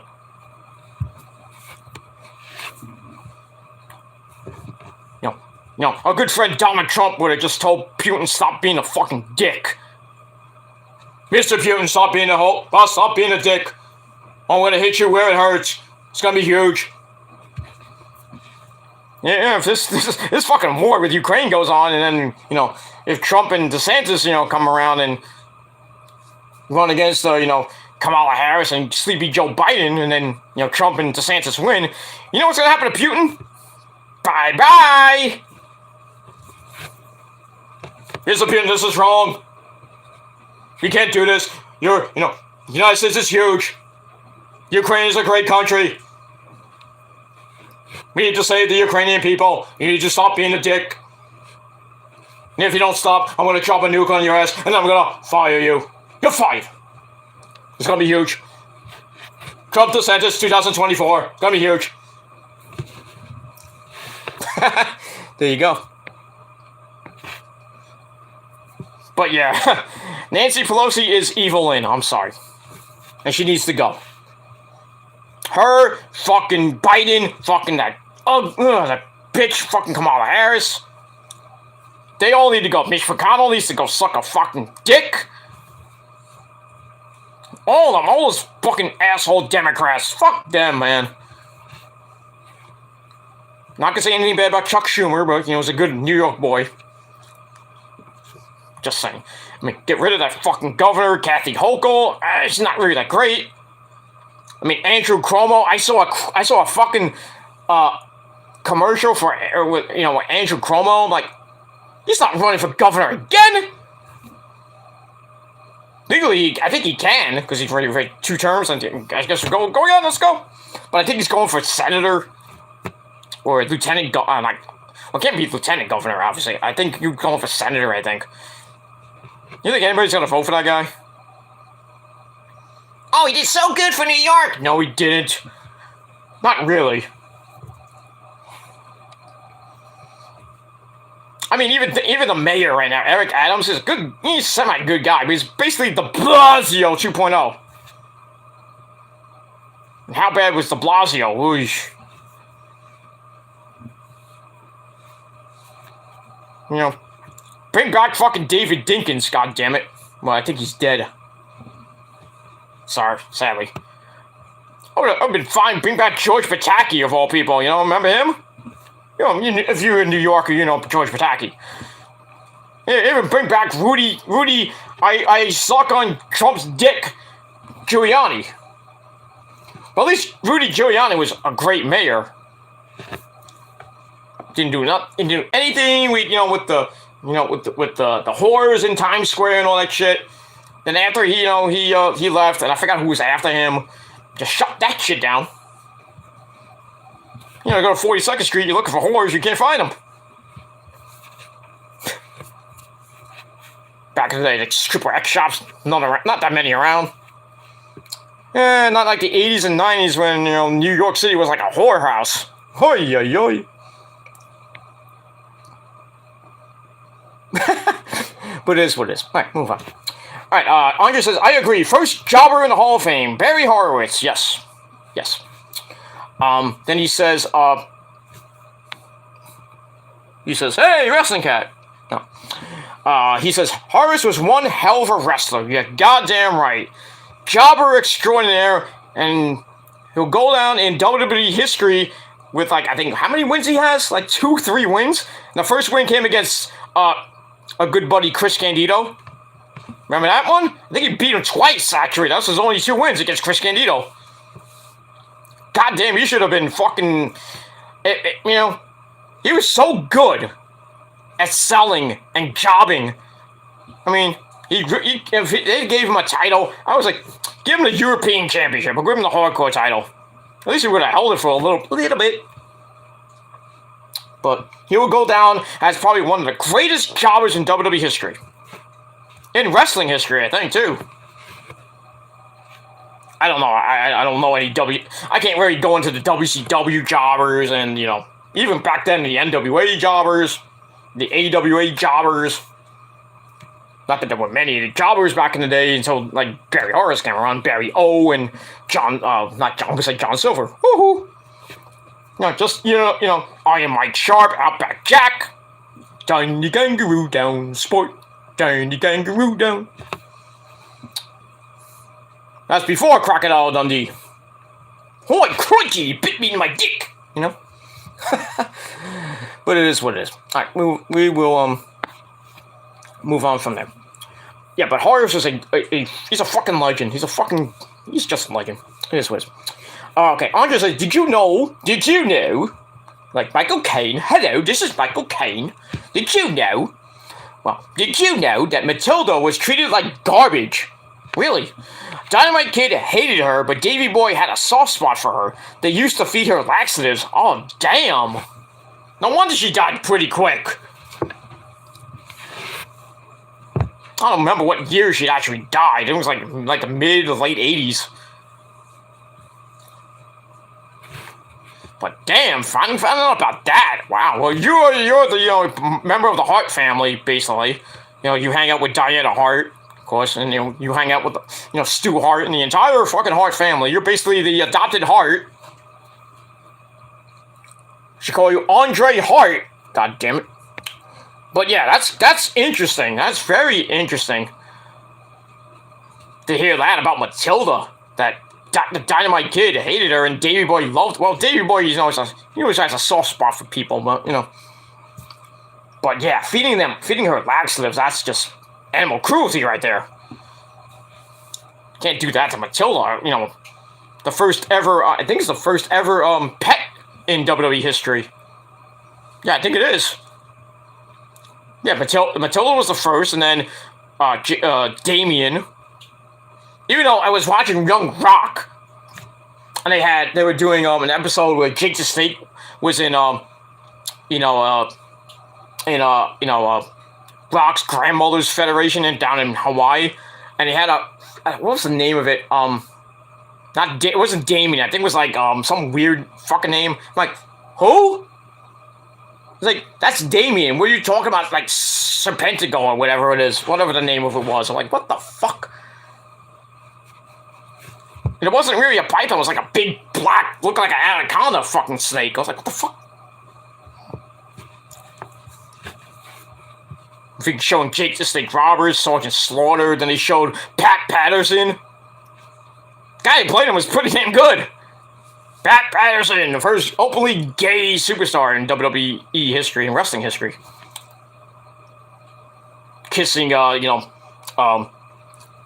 Chief Peter Maivia in the locker room. Hey. Then they showed Vince McMahon. The guy that plays him doesn't even look like Vince. But the guy that plays the Macho Man looks like John Morrison. I'm like, what the fuck? Might be John Morrison, I don't know. But the guy that plays Macho Man and Randy Savage on that show, nice. Good. And, of course, Sheiky Baby, the Iron Sheik, That the actor that plays him, good, very good. I mean, the actor that plays Andre the Giant, good. You know, the actors that played the Wild Samoans, you know, well, yeah, the Wild Samoans, Afa and Sika, pretty good. I mean, I think all the characters on that show are pretty damn good. You know, young Rock, Dewey, good.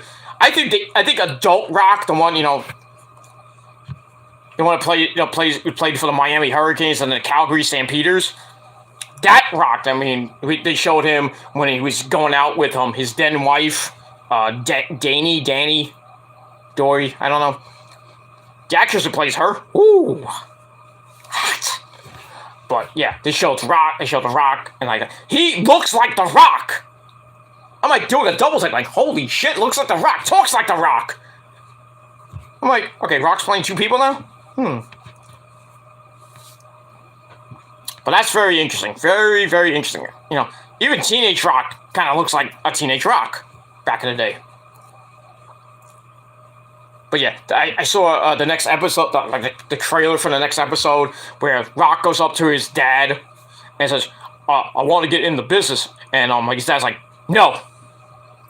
And then like his mom and his grandma's like, oh, hi, Chief. This is the sign. Hi, Chief is gonna be like you. Hi, Chief. You know, and figuring, you know,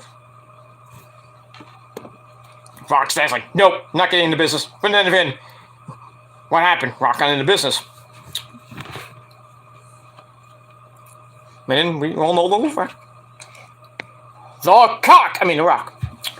You smell the Rock is cooking. You know, The Rock just came from the bathroom and woo! Just saw what The Rock was cooking. He was cooking, baby. He was cooking. Shut up! Hey, Rock. I don't know what you're cooking. Smells like shit. Bismarck Henry. I love that segment. I love it. But yeah, that was kind of fucking interesting to hear about.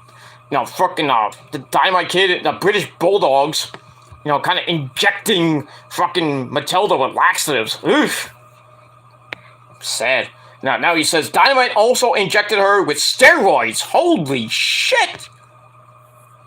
In a lot of ways, he was not a good human. Oh, yeah. They found out about that. If the vet, like, did a toxicology thing or, like, an autopsy, if you will, about how Matilda died, Dynamite Kid would have been in jail for a very long time. He would have been put in jail for animal cruelty. That's just sad. Holy crap. If injecting laxatives was bad, and she's shitting all over the place, probably in the back somewhere, probably in Vince McMahon's office, why is this shit on the floor? Damn it, Davey Boy, clean this shit up.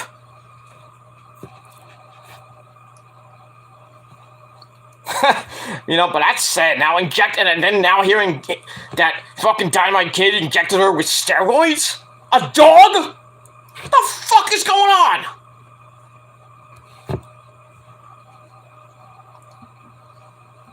And you thought Hangman Charlie stuff was bad back in when that last year?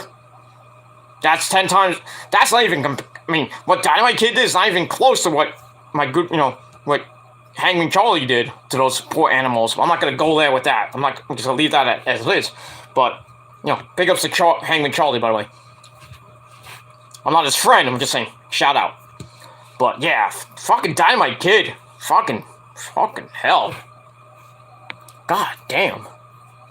Anyway, we'll move on. Alright, okay.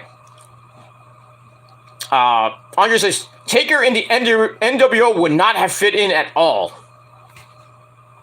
Probably not, because, you already have Sting as a dark character as the Crow, and then when he, well, not in the NWO, before he went to the Wolfpack, became, red-faced Sting, which I thought was horrible.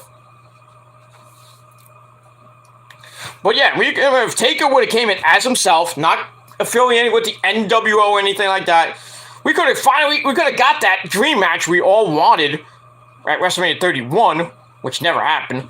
Taker versus Sting. Crow Sting versus, I mean, either Ministry Taker Sting or Taker Phenom Taker Sting. Phenom Taker, I should say. Sorry. That would have probably been great at Starrcade. Put him like in a graveyard match or something like that. Or some type of, like, maybe a Bury Alive match or something, like, I don't know. You know how it is, if Vince, thankfully Vince Russo wasn't around that time, because he came much later. But yeah, I think Bischoff could have done something with Taker and Sting. Put him in really good stuff. Maybe put him in a Chamber of Horrors match. Not that, without the second cage, of course. But maybe put him in the Thunder Cage match. But or like I said, put him in like a some type of like death, no pun intended, death match, like a Buried Alive match, or a cat. Well, maybe they could have done a casket match or a coffin match. But yeah, Sting and Taker, if they were together in WCW, I think WCW would just went through the roof, to the moon. Never happened. And sadly, when Sting came to WWE, I think it was a bad idea. It was fucking Hunter and Vince fucking fucked his career up. Oh yeah, he's in the Hall of Fame, good. But then his whole fucking WWE one was just ruined. You just ruined that guy. You should have won at WrestleMania 31. I'm just saying. Just made a Hunter win because they wanted to put the final nail in WCW's coffin because freaking Sting was kind of an original for WCW's sake. Sad. Fucking shit. But it is what it is. But yeah, I kind of agree. Maybe Taker not in the NWO wouldn't have fit. By himself, I think he would have fit in with WCW. Instead of being Mean Mark. Version 2. This was. Rest in Peace doesn't fit with For Life at all. Probably. Rudy Giuliani is a hero. Yes, he is. Back when he was mayor of New York City during the whole 9/11 thing. Just the way he came out with Pataki and then George W. Bush. At the Twin Towers site. Just great. He really was. I think, in my opinion, I think next to I can't even say his name. Fiorello, whatever his name, LaGuardia. And maybe, I think the greatest New York mayor in the whole world is Ed Koch. Sorry. That's hooking! 2 minutes! Remember Judge Ed Koch. Remember that? If you're a Ranger fan, you get that reference. By the way, fucking Rangers lost in shootout tonight. The fucking Flyers. Fuck! But still, they're gonna be in the playoffs. Yeah, just getting down to the nitty-gritty. Final few games of the NHL season, and then the playoffs start. And hopefully the Rangers won't be out in the first round and losing to like a shit team like the Carolina Hurricanes in 4 games. No, I think they got the team to fucking beat the shit out of everybody in the Eastern Conference. They're going to go to the Stanley Cup. I have a feeling the team that they have, the way they played all season, they have a great shot to go to the Stanley Cup. I mean, fucking Kreiderman, like 50, I almost has 50 goals, I think, now. I lost count. Kreider should be the MVP this year, I think. Sabanijad, Micah, Sabanijad, great season. Even Adam Fox, what does the Fox say? He had a pretty decent season. I think the entire Ranger team had a great season, under their new coach, John, what's his name? John Quinn. Igor Shesterkin, whatever his name is. I can't pronounce his last name, I'm sorry. Great season. Just hope he can produce in the playoffs. Not stand on his head, not like, Mike Richter level stand on your head. Probably one of the greatest goalies next to Eddie Jockerman and John Davison, of course. But not even Van Beesbrook is better than fucking Mike Richter. Not even Henrik Lundqvist. What are you doing, Wrestling Cat? Hmm? What are you doing? What are you doing, girl? What are you doing? Western cats, you know. What do you want? Want to get up here? What do you want? What do you want? You want to be on TV again? Hmm? Yes? No? Want to get up here? Want to come up? Do I have to pick you up? You want to be picked up? Do you? Yes, you do. You want to be picked up because you're such a good kitty. I love this cat. It's my favorite. He's my favorite. You're my cat. You're better than the wrestling, the WJ's cat, the new one he has. Wrestling Jesus! Your cat is a piece of shit! Oh, easy. What do you mean? I want to kick her ass. Or his ass. I think it's a he. I don't know. I don't know. I don't follow Wrestling Jesus' cat. I don't know. But WJ's cat! You feed me! Yes, I know. Okay. I understand. Okay. I understand. You're pissed off! I understand. I understand you're pissed off. Look at this. Look at this. Don't bite me. Don't you bite me. Be nice. Be nice, good cat. Good kitty. Good kitty. And no, I don't rate my cat. I'm not JD, okay? Yes. Hey, this is my kitty. You want to have a WrestleMania match with me later? I'm kidding. You're good. You're so good. Okay, I'm going to put you down now. I'll give you some treats in a little bit, okay? Go back in your hole. Oh, God damn, you shed too much. Give me allergies. But we'll move on with it. We will move on from there.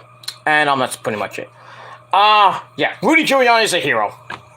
But Ed Koch, number one! Ed Koch was legendary. Legend.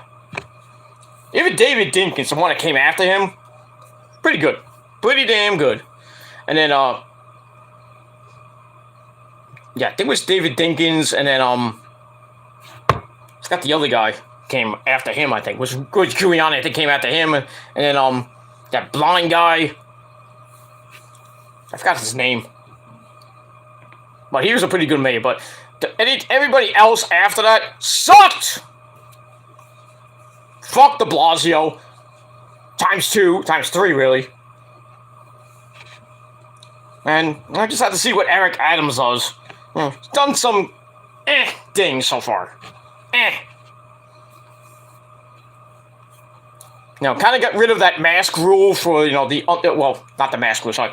The unvaccinated rule, you know, with the, what was I call it? The Kyrie Irving rule.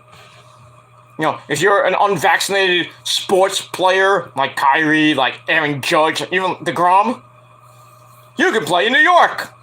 You don't have to sit on the bench and you can't play in New York or even go to Canada. You can play and give everybody else COVID. Why not? Yeah, so they took that rule out. Thank the Lord, so I can see DeGrom pitch in New York. It's like, hey, DeGrom's pitching today. No, he can't, because of the whole unvaccinated rule. You have to be vaccinated. Fuck that rule, and fuck COVID for that matter. Even though I was watching the news earlier, and there's another spike in New York and New Jersey with this fucking new variant, BA2.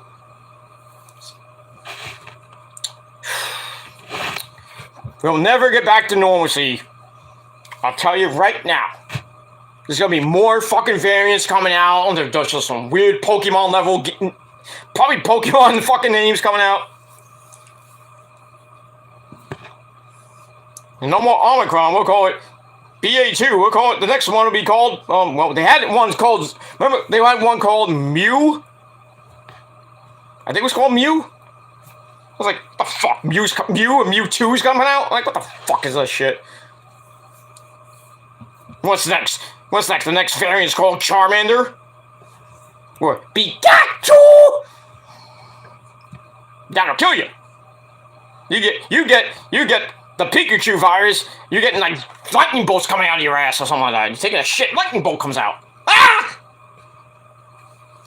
Your entire fucking body explodes. Like combustibly explodes or whatever. It's weird shit, man. But yeah, this fucking virus is not gonna end. I'm telling you right now, if this continues, and it will, till 2025, we won't be talking about pandemic. We talk about e-demic. Which is much, much worse. Everybody be dead. Everybody. Be like a bubonic plague. I keep saying it. In the Bible, I don't know where in the Bible it says, but, Rose is not here. I can't talk to her. It's like, hey, how many of these plagues were there? In the Bible? I think there's 7. I think. I have to look that up. But I think, I'm take my word for it, I think there's 7 plagues. I already had, I think, 3 or 4 of them. Maybe 5, I don't know. But we already have plagues pretty soon. I would think if hopefully we get to 2030, we'll finally have the final plague, which could probably kill us all. But then again, you never know. I just feel there's gonna be like another bubonic plague coming around. I just have a feeling. It'll probably start in China. What else is new? Where do you think this fucking virus started? In China. Well, that's Trump called the Chinese virus. It's huge. But I got it under control. Sort of. Kinda did, near the end of his presidency and everything. And then Biden fucked it up! Fucking sleepy fuck that he is. Get him out! Move on. Alright, let's move on. Alright, we're gonna get back to WrestleMania in a minute. I know, going way too long. It's almost 3 o'clock in the goddamn morning. Alright, Andre says the most famous NWA jobber is George South. Okay, gotta look that up. Alright, hey, Lauren's back. Where are you? Talking to Prince? Probably. Lauren says, Miss Koch. Well, who doesn't miss Ed Koch these days? I miss Giuliani. Fuck that. We'll move on. Alright, back to Andre. They didn't inject her with laxatives. They fed her laxatives. Okay, my bad. Dynamite injected her with steroids, brother. It's fucking sad. God damn. I love Matilda, I loved all the pets in fucking WWF. Frankie doing the bird, And, of course, Damien, and then the reincarnations of Damien, the different colors. Well, there was, the original, snake version of Damien. Then you had like a black one. Then a Cobra, remember in WCW? You had the Cobra that bit him in that match with Sting. That stupid match! Remember that stupid match at Halloween Havoc? I forgot what year that was. The spin the wheel, make the deal match, not the original one. The first one was with Cactus Jack. And then that fucking spin the wheel, make the deal match with Jake Roberts there was a coal miner's glove match. That's fucking horrible. He had the fucking thing, he was about to win the match, and he grabs the fucking Cobra, and the Cobra bites him in the neck and supposedly kind of poisoned him, and Sting wins the match. I'm like, what the fuck? Stupid match. What the fuck was that? Oh, it could have been worse. Oh, we've seen worse. Judy Bagwell in a pole match. Viagra on a pole match. Vince Russo era. Crap.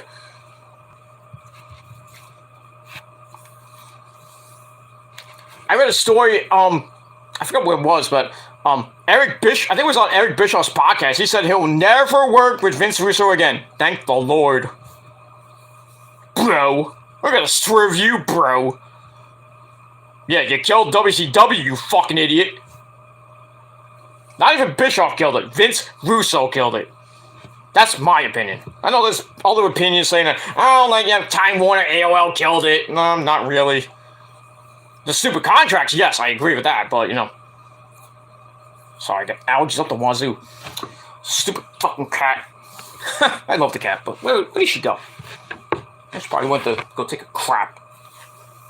Or probably laying down in the kitchen. Or the bedroom, maybe. I don't know. Just don't piss on my bed! I'll fucking kill you.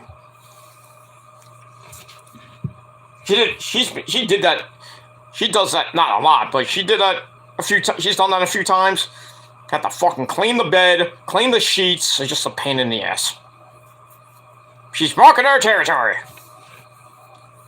Respect my authority. Okay, go ahead. Just don't piss on me.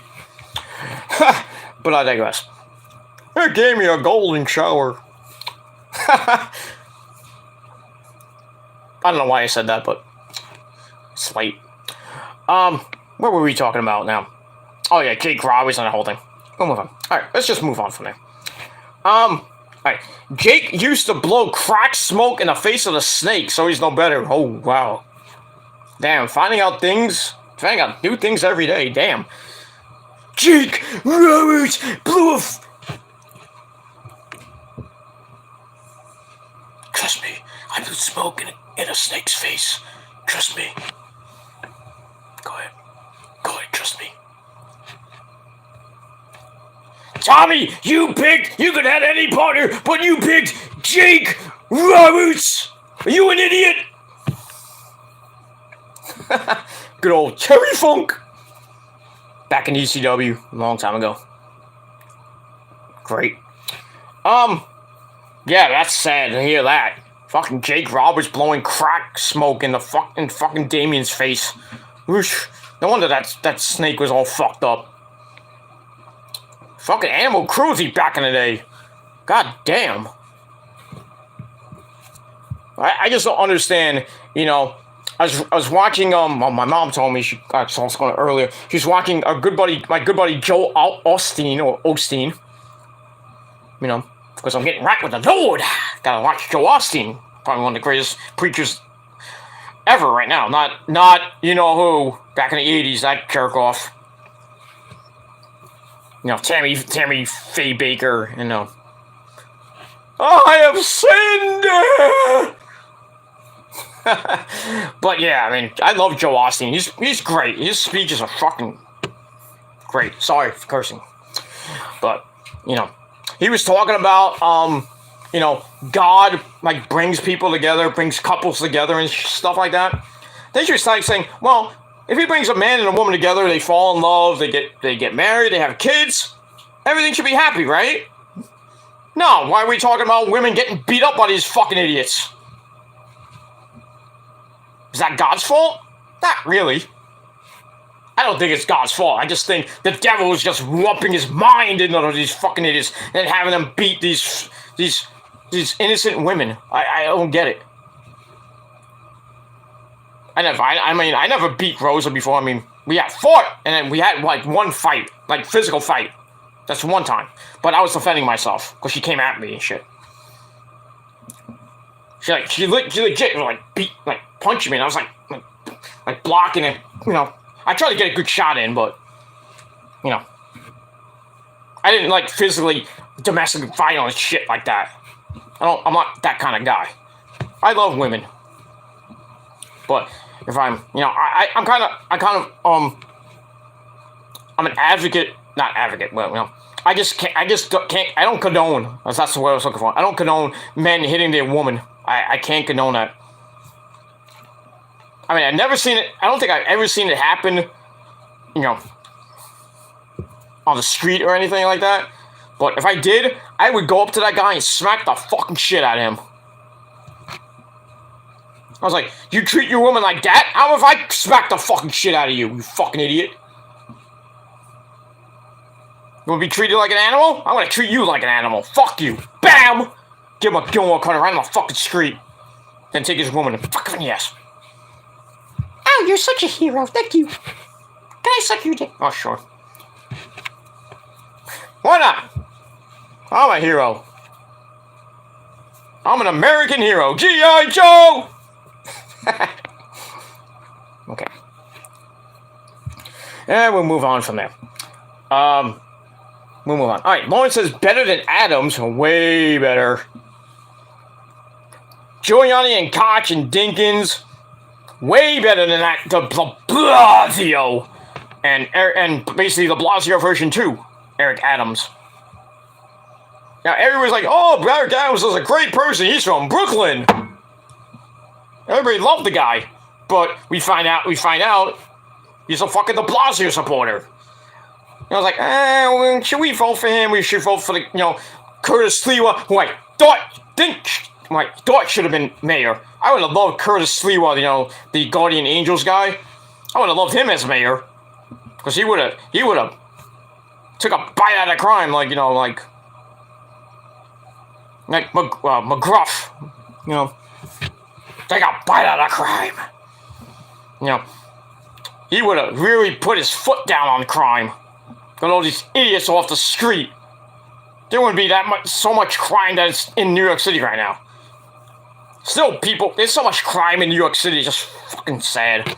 People, I read something on Yahoo today that some guy got stabbed in the back multiple times on a train. I'm like, oh. There was a fire on the A train like a week or so ago. I'm like, because some homeless person was on the A train and set a fire on the A train. They had to disrupt fucking service. Fucking shit, man. Now I heard Eric Adams wants to get the homeless, and he wants to get homeless off the street. I'm like, good job with that. Good job doing that there, dude. The freaking homeless people getting shot in New York and in Washington, D.C.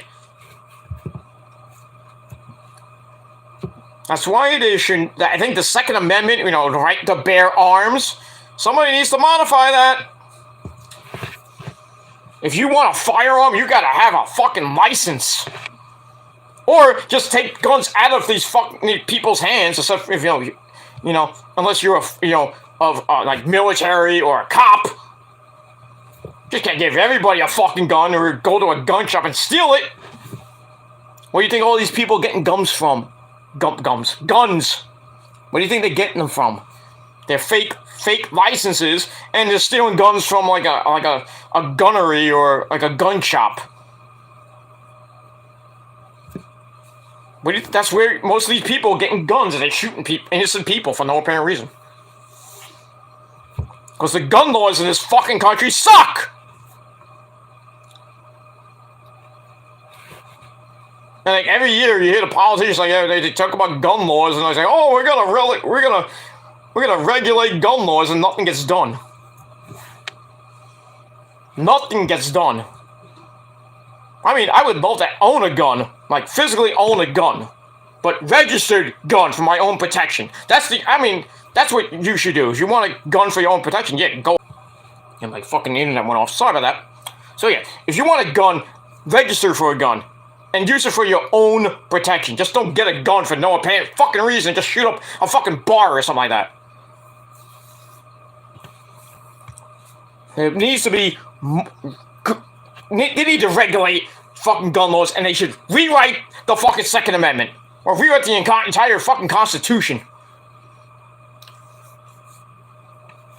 But knowing these morons in politics, they're just like, oh, we're not going to do that. We'll just make new amendments that don't make any sense. Rewrite the Constitution. Rewrite the second goddamn amendment, please. I know our good buddy Uncle Ted Nugent will love that. You can't grill it till you kill it. Yeah. Play that electric twanger. Cat scratch fever. I met Ted Nugent, by the way. Good guy. Hey, Uncle Ted! Wang dang, sweet poo tang! I mean, that song is legendary. It's poetry. Wang dang, sweet poo tang. You never thought that there would be a song about pussy, right? I mean, besides the rap songs. There's a rock song about pussy.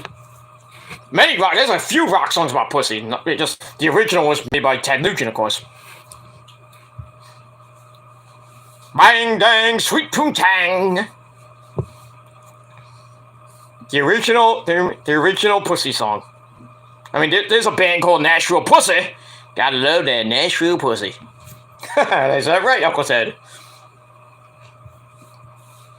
I didn't invent the middle finger, but I've learned to perfect it.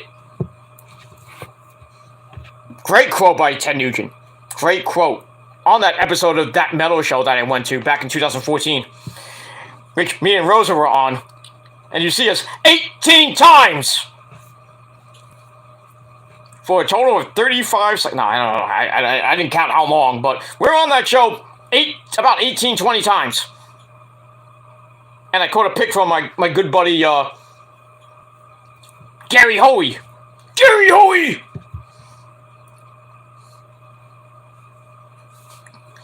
You know, me and Gary Hoey are basically related. Oh, really? Yeah, from the waist down. I bet Ted Nugent was probably, I'm not going to say. You know, he's probably hung like a horse. But, I don't know. I'm not going there, but ask Jermaine Nugent that one.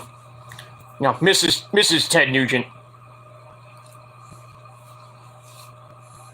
The shopping trip had nothing to do with the final purchase. I'm an animal. Love Ted Nugent. Love Ted Nugent. I've heard it all before, and I ain't gonna take it no more. When I go and get stuff, you can kiss my ass. Everybody can kiss my ass. Kiss my ass. There's a song called Kiss My Ass. I'm not making it up. I'm not singing just to make, you know, just made up a song called Kiss My Ass. There's an actual song by Ted Nugent called Kiss My Ass. Kiss even made a song called Kiss My Ass. I mean, come on. It's Kiss. Come on. Kiss! Kiss my ass. That's all the haters can do. They kiss my ass.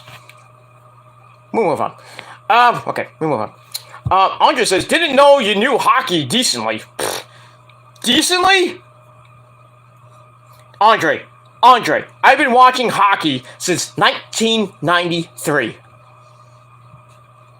I was an Islander fan, a New York Islander fan back in the day. I knew about the Rangers. I watched the Rangers on MSG back in the day. Well, I still watch it on MSG. I don't have the channel anymore because I got the rich man's cable. They don't show MSG. So I have to watch it on, now TNT, ABC, even NBC. That's not, well, it used to be NBC now.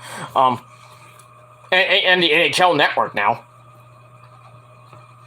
But I don't get MSG on the rich man's cable, which sucks.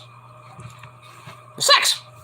But, back before I was a Ranger fan, I was an Islander fan for the 94 playoffs. And my sister was a humongous Ranger fan. I don't think she is. She's not anymore because, she's, not a Ranger fan anymore. She's just not even a sports fan anymore. She just hangs out with her horses. But she's very talented, though, in the graphics arts department. I'm not an artist, but she... Holy shit. She creates book covers. They're so good. Some of her book covers are on the New York Times bestsellers list. And you thought that my family, that I'm not talented, or my sister's not talented, or anybody in my family's not talented. My cousins are all talented. I'm talented. My sister's talented. Even Rose is talented. In her own way. And, her family is talented, But it is what it is. I'm talented. I got the gift of gab. I got, the golden voice. And the silver tongue. Why do you think I know so much about wrestling? Because I've been in the business. I am actually in the wrestling business. I'm an actual wrestling, not a journalist, but a wrestling, whatever you want to call it. I know a lot about wrestling. I mean, Andre does too, because he's in the business too. He's more in the business than I am. But, I actually got trained by an actual wrestler, Joel Maximo. I have taken bumps. I can do moves. Even though if I didn't need training, I can do all the moves.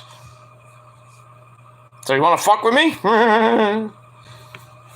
Just remember, if you fuck with me, you're fucking with a lot of my friends who are actual wrestlers. Norin, Prince Idol, Joel Maximo, we know everybody. I just call up one guy, a few guys. Call up Cardona, I can call up Brian Myers, Joel Maximo, and Jose Maximo. I call up Mike Verna, Greek God Papanon. I can call up Danny DeMonto, Mike Mitten's fucking father. Dad, stop doing that moonsault! You always miss! Yeah, I was watching the ICW pay-per-view last night. Or was it Friday night? That was last night. Because, yeah, I saw... That was the show that Mikey Mittens almost got... Well, he kind of almost got lucky with Kimono Wanalea. Fucking bitch. That's my bitch! That's my client! Mikey. I told him that on Facebook, too, and he laughed. Like, oh, I got lucky, you didn't. I'm like, pfft. It's like, I might have not got lucky from Kimono Wanalea, but I can, I got lucky with some Asian chicks. Asuka, Kairi, Io. Ah. Beat that, Mikey. Oh, I touched Kimono Wanalea's ass. Ooh. Big deal. Big deal, Mikey. Big deal. Melina kissed me on the lips. Charlie Caruso gave me a hug. Even Candice LeRae gave me a hug, too. But I had to be careful with Candice LeRae because, Johnny was next to her. It's like, hey, can't touch her boobies. What did you do? Go get her. And he chopped next to me, beating my ass. Gotta be nice. Can't handle the merchandise. Can't touch the merchandise either, so... especially all those women wrestlers you want to fuck so bad.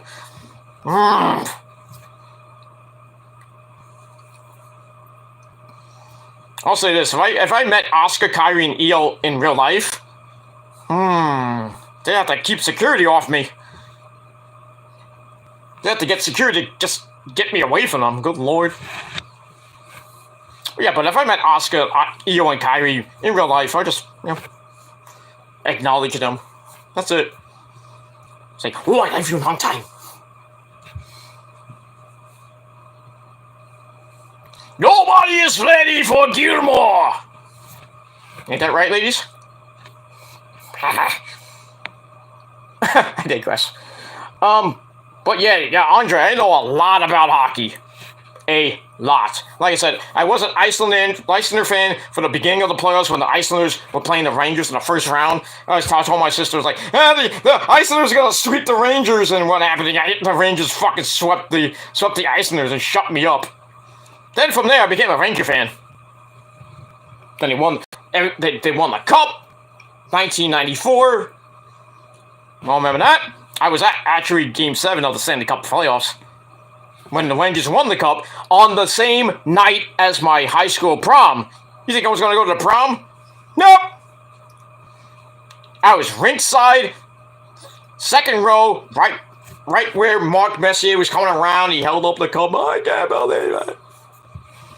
One of my greatest nights of my life, going to the Stanley Cup.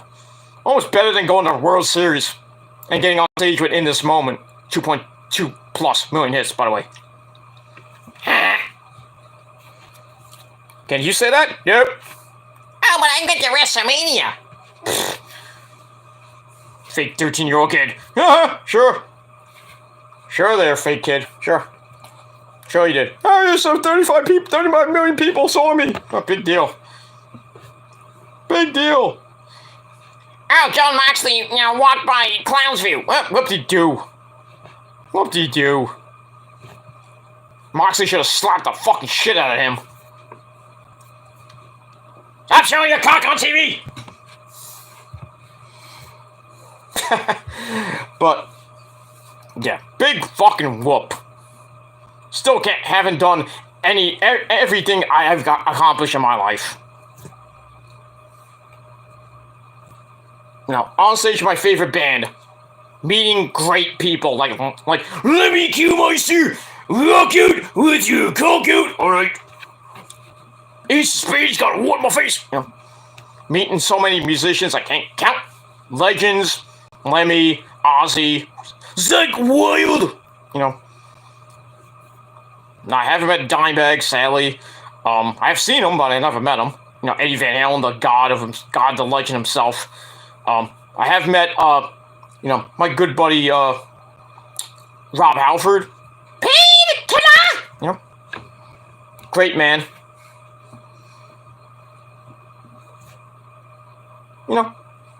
It's just a great life. I've lived a great life. And I got more to give, so. got a long way to go. I can meet probably many more people. Because I'm Mr. VIP. I can meet a ton more wrestlers. Like CM Punk. Swerve. But move on. I got a better life than you. But yeah, I've been a Ranger fan since 1994. All through the great years. The Gretzky years. The Yager years. The Mike Richter years. The Henrik Lundqvist years. Their run to the Stanley Cup playoffs in 2014. When they should have won. Just ran out of gas. Oof. Then, the bad seasons they had a couple years ago. Even them last year when they got swept in the first round of the fucking Carolina Hurricanes. I just hope this year is different. They go to the Stanley Cup. If they don't win, it's fine, but at least they got there. I just want another cup. I don't want to wait another 54 years. I'll be 99 when they get the next cup. Holy shit. I'll probably be dead by then. Well, maybe. I'll be immortal, so I might live to 130. Who knows? But I want to see another Rangers Cup. I want to see another championship in New York, besides it being the fucking Yankees. Fuck the Yankees. I want to see a Mets title before I die. I want to see maybe the New York Jets win the Super Bowl. But, if the Niners win the Super Bowl, I'm going to California and going to that goddamn parade. Just saying. But if the Jets win the Super Bowl, I'll go to the parade too. But I don't see the Jets ever winning a Super Bowl in the next goddamn few years. But they've got some new people that are pretty damn good. But we'll see. The draft's coming up at the end of the month, so we'll see who the Jets get in the draft. But we'll see. Anyway, I know I've talked way more than enough. I haven't even finished my WrestleMania review. I don't care, it's 3 o'clock. I'll go to 4 o'clock. Why not? Got nothing else to do. I do got work tomorrow, but it is what it is. Okay, where am I? Yeah, but Andre, I know a ton more hockey than you. Ton. Your Calgary Flames suck! And the Edmonton Oilers suck, too. Even though, they had their good years with, Messier and Gretzky way back in the 80s. Haven't done shit since. Same thing for the Calgary Flames. When they had, what's his name, Can't think of his name. The one good player they had way back when. But yeah, Calgary sucks. The Edmonton Oilers suck. Basically, all the fucking Canada teams suck. Even the Vancouver Fucks. I mean, the Canucks. What the fuck is a Canuck?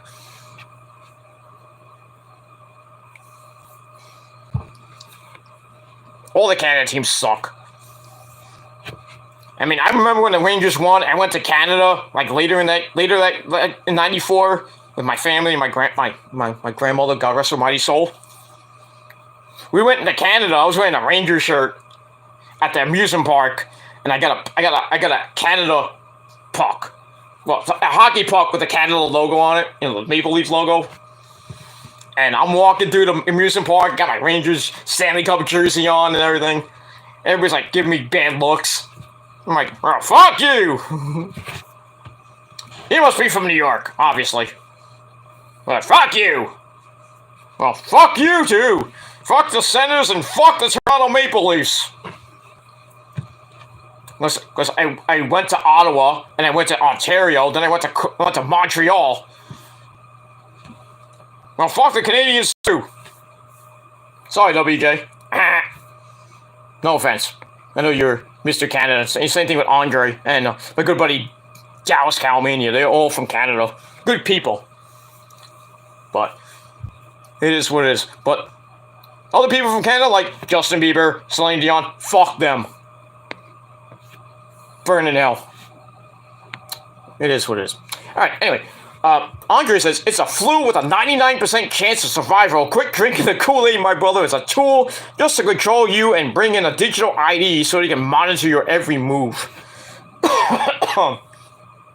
Yeah, basically it's a souped up flu. That's it. And somehow, I mean, you say a 99% chance of survival. There's that 1%. It kills you if you're, like, old. Could be an old fart with a really bad immune system and you're gone. From the fucking flu killed me! So you gotta get your damn flu shot and get vaccinated, you motherfuckers. I don't want to get this. I don't want to get this shot. I don't want to become a mutant.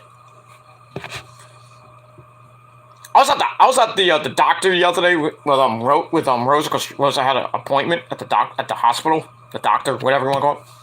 And we were talking about the fucking pandemic, and then some woman who's waiting online to check in and everything. We were talking about the shots and everything, the vaccine shots, the booster shots. Because there's a third, and we got the third. A lot of people got the third shot. There's a fourth shot out. So, this woman tells me there's 6 shots out now. I'm like, what? 6? I mean, I know there's 4. There's 4 out now. I was like, there's gonna be a 5th and a 6th shot?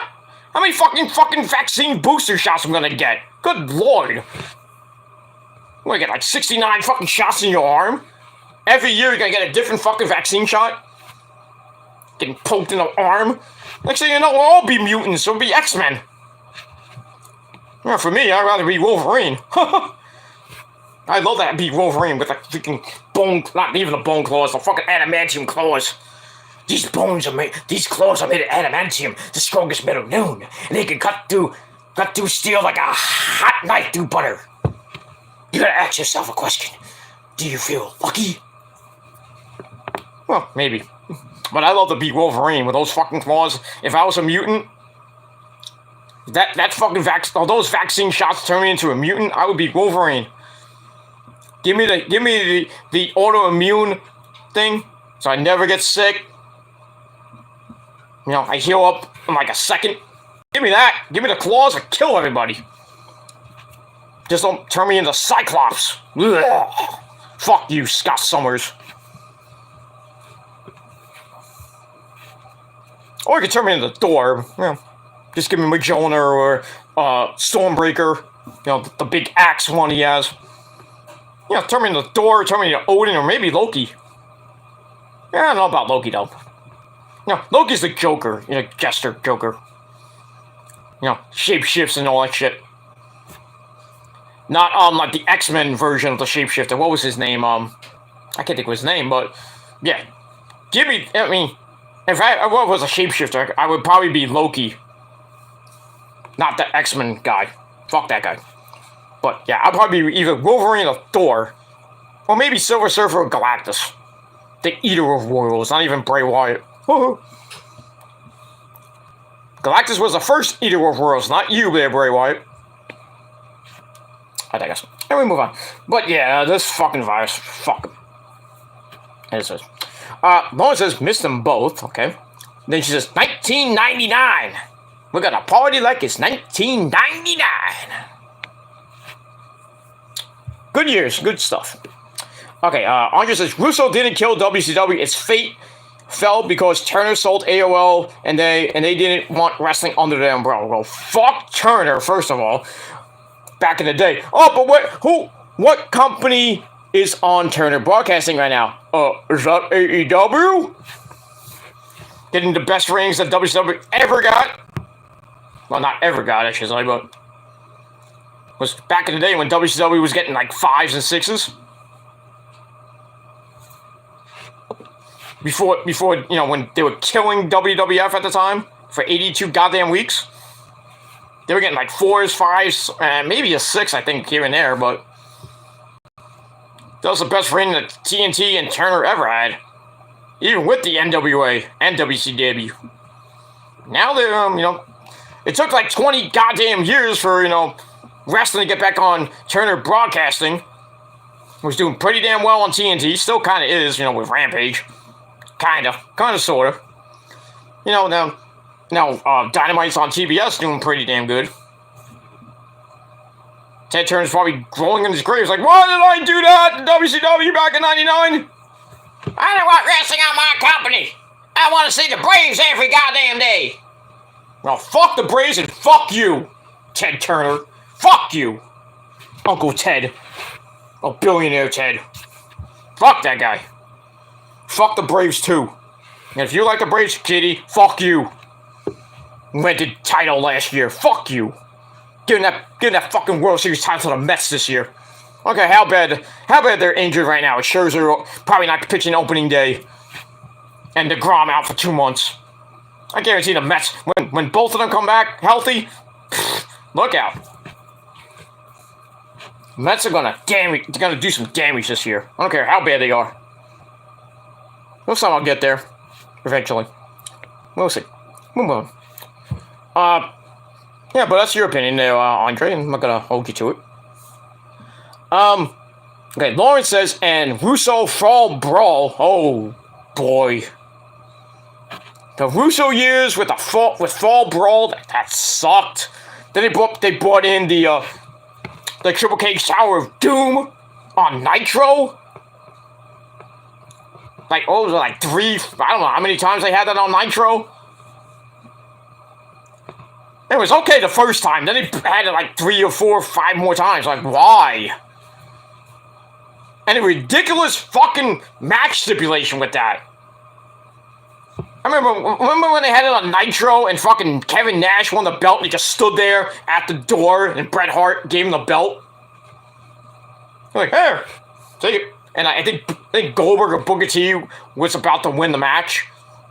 And then Bret Hart comes out of nowhere. I think it was Bret Hart, and I think Goldberg was about to go win the title because he had to get the belt from the tippy top of the cage all the way, and go all the way back down. That was a good stipulation, but I thought it was kind of dumb. You have to fight all the way up to the top, get busted wide open, you come all the way back down. You're still getting beat up by everybody in the goddamn match. And somehow you get out the door and you win the belt. Okay. Inventive, but yeah, but they had it on so many times on Nitro, it kind of felt like overkill. And we haven't seen a Triple Cage Tower of Doom match in 20 some odd years. I don't think we'll ever see it again. But knowing, Vince might bring it back, or maybe Tony Khan, if he, give him some ideas. Tony Khan's like, hey, bring back the Tower of Doom match. I mean, kind of brought back War Games, just call it Blood and Guts. But now Regal can't even say that. You can't say War Games. You just say Blood and Guts. Just doesn't sound right. But now Samoa Joe's there. You know what he's gonna say? Regal. Rudy. Call me sir, damn it. But yeah, that fall brawl was horrible. Yeah, I know. Like I said, I know so many wrestlers. I mean, even know Lauren too. Lauren knows tons of wrestlers from Creative Pro, Brian Myers, Tony Nese, Cardona. The list goes on and on. I'm not gonna go through it. But it is what it is. Mike Mondo, Matt Morgan. You do know Tony D'Angelo. You do know my cousin. Hey, Tony D'Angelo, get in here, my cousin Paisan. Hey, Tony D'Angelo, beat Tommaso Ciampa. At Saint Deliver. Hey, my cousin, come in here. We'll have a plate full of chicken parmesan, then we go get a pizza for $2. I'm telling you right now, Tony D'Angelo should be North American fucking champion. If not, NXT champion. He should. I'm saying it right now, he will probably by the end of the year. Mark it down. April the 4th at 3:28 a.m. Peter Gilmore said that Tony D'Angelo will be NXT champion or North American champion by the end of the year. I'm not Nostradamus, but, I have predicted some things right on the money at times, sometimes. Sasha Banks and Naomi, for instance. I said they were going to win the tag team belts like 2-3 months ago. And was I right? Yep. So, I may not be Nostradamus, but do you believe I am Nostradamus? Great song by Judas Priest. Off the Nostradamus album. That's a great album, by the way. They played it in its entirety on one tour. Gotta love it. All right, that's it for the comments. All right, so let's finish this review. We're gonna paraphrase through this. It's like 3:30 in the morning. I'm going to bed. I'm getting really tired. And I gotta edit this video, so I'm gonna try to edit it real quick and then go to bed. Cause I gotta get up early in the no, I gotta get up in the next 5.5 hours, 6.5 hours to do my job and make money for it. Because I work from home, so. But it is what it's like. Actually, this coming weekend, I gotta go into the city this weekend, which sucks. But it is what it's. All right, let's get back to WrestleMania. All right, so we talked about Naomi and Sasha winning the tag team belts. The stupid Sami Zayn Johnny Knoxville match sucked. And then what else did we talk about? The tag title match with RK Bro retaining, and then Gable Stevenson beating up Chad Gable. So all that was all right. And then Bobby Lashley beating Omos. All right, so we get to Edge and AJ, and like I said, AJ got a cut over his face. I don't know how, maybe for the pyro. But this was a pretty good match. It wasn't match of the night, but it was pretty damn good. Back and forth they went. Lots of near falls. Edge attacking Styles' ribs most of the match. AJ trying for the Styles Flash. Couldn't really get it. Actually, he did get it at one point. He did get it near the end. During the match, he tried to go for it, and Edge counters it to STF. There was a big spot in the match. Styles hit Edge with a superplex on the ring apron. Ow! So getting to the end of the match, Styles sets up for the phenomenal forearm, but he notices Damian Priest at ringside, and not looking like the Damian Priest we all know and love. When it was U.S. champion. He just looked really dark, if you know what I mean. He looks like he has a beard now. He's starting to get facial hair. Kind of looking like Punishment Martinez version of Damian Priest, from Ring of Honor. So AJ's about to hit the phenomenal form, but he paused, and that pause led to Edge catching him with a mid-air spear. 1, 2, 3. Edge Stain gets the win. Or Dark Edge gets the win. Match was alright. 3.5 out of 5 stars. After the match, Damian Priest gets in the ring. He looks at Edge. And Edge is he's on his knees. And then Damian Priest just looks at him. Then he gets on his knees. Now I think they're gonna fight on their knees and shit. And then both of them start laughing. I'm like, I knew it. Because, there were reports that Edge is starting a new dark faction. Maybe the Brood 2.0, I don't know. But looks like Edge and Damian Priest are now together. And there you go. There's the start of the new faction that's going to be terrorizing WWE Monday Night Raw. So probably going to get a Damian Priest AJ match probably on Monday Night Raw tomorrow night. Or going into Backlash. Not that AJ's probably going to win that, but I like to see where this faction goes, what the name of it's gonna be. I'd probably call it some weird name like Brew 2.0 or something like that. Knowing WWE, they'll give it a ridiculous, stupid name. But I like it. Edge. Now Damian Priest. Who could be next? God forbid Beth fucking Phoenix turns heel, joins that group. That'll suck. But who else could be in that group, really? Who do you think? I don't know. Think about the Monday Night Raw roster and who's not doing that great. Yeah, why don't you put Finn Balor in that faction? Make like the Demon. That'll be interesting. Edge, Dark Edge, Dark Damian Priest, and the Demon Finn Balor.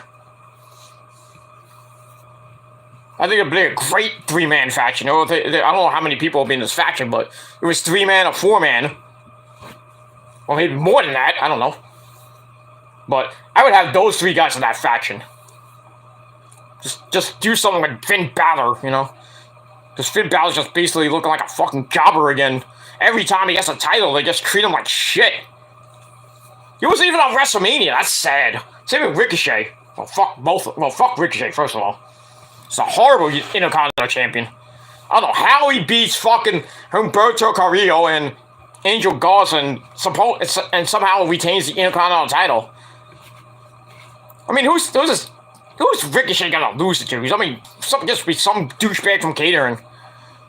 Just let him lose the belt, release the fucking guy. As far as Finn Balor goes, I would just turn him fucking heel. Keep the US title, but turn him heel.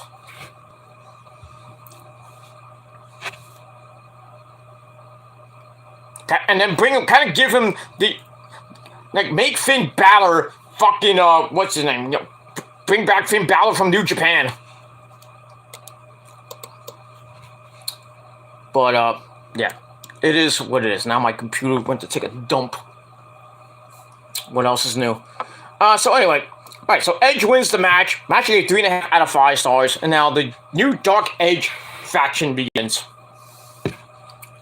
So we'll get to all that and a bag of chips, and that's it. Alright, hopefully I can get to these final matches. After that. Let's see here. What was after this? Okay. Match was almost 24.5 minutes. God damn. And we move on from that. Alright. Next match, we had the New Day of Xavier Woods and Kofi Kingston. They came out dressed in Big E inspired gear, which I thought was nice. They face Sheamus and Ridge Holland with Butch. Pete fucking Dunne, not Butch, at ringside. And they freaking making Pete Dunne look like a fucking crybaby. What the fuck's going on?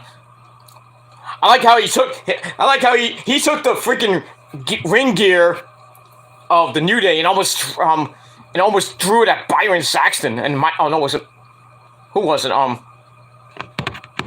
It was Michael Cole and Byron Saxton. Because Pat McAfee had to get ready for his match. So that was fun. He was like, hit him! Hit both of them. Get him more commentary. Get him off. Get out of here. Hit him. Hit the bitter end over the announce table on both of them. They don't have commentary. Fuck them. But anyway. Yeah. Fucking, Pete fucking Dunne trying to get in this match a lot. The referee had to stop him, and then Sheamus was like, calm down! Calm down! Blah, blah, blah, blah, blah, blah, blah. Long story short, I wanted the New Day to win this match, and this match is very short. 1 minute 41 seconds. God damn, somebody had a fill time. And they cut it from night 1. It was supposed to be on night 1, and they put it on night 2 and made it a 2-minute suckfest? So, yeah, you get your nice WrestleMania paycheck, you're only out there for like 2 minutes, minus the interest, of course. That sucks. Anyway, yeah, it was just a really quick match. Sheamus and Ridge Holland get the win after Butch caused some havoc on the outside and starts beating up on Xavier Woods behind the referee's back. But Sheamus and Ridge Holland eventually, no, that was after the match, I'm sorry. Yeah, Ridge Holland hits Northern Grit on Xavier Woods. 1, 2, 3, they get the win. Match I gave 1.5 out of 5 stars. Waste of my time. Then after the match, Pete Dunne comes in and starts beating the living shit out of Xavier Woods, and Sheamus and Ridge Holland's like, hey, calm down! Should have put this on fucking SmackDown this week. Waste of a fucking goddamn match. God damn, I think everybody's like, what the fuck? They should have went to the bathroom during this match and then come back, and then Pat McAfee's out there. So I get that. That was probably that was probably not the worst match of the night. That was Sami Zayn and Johnny Knoxville. But yeah, that match was garbage. But we'll move on from there. All right, then we go to I think it was match number. Well, I think it was match number 7. I lost count. But anyway, we get to Pat McAfee and Austin Theory. We had Vincent Kennedy McMahon come out. 76-year-old senile dementia bastard himself. Comes out flapping his arms. I'm Vincent Kennedy McMahon at WrestleMania. Comes out, takes a seat, and Austin Theory comes out. He's in the ring with Vince, taking a selfie. That's that. And then Pat McAfee comes out, the Seven Nation Army. Thank you!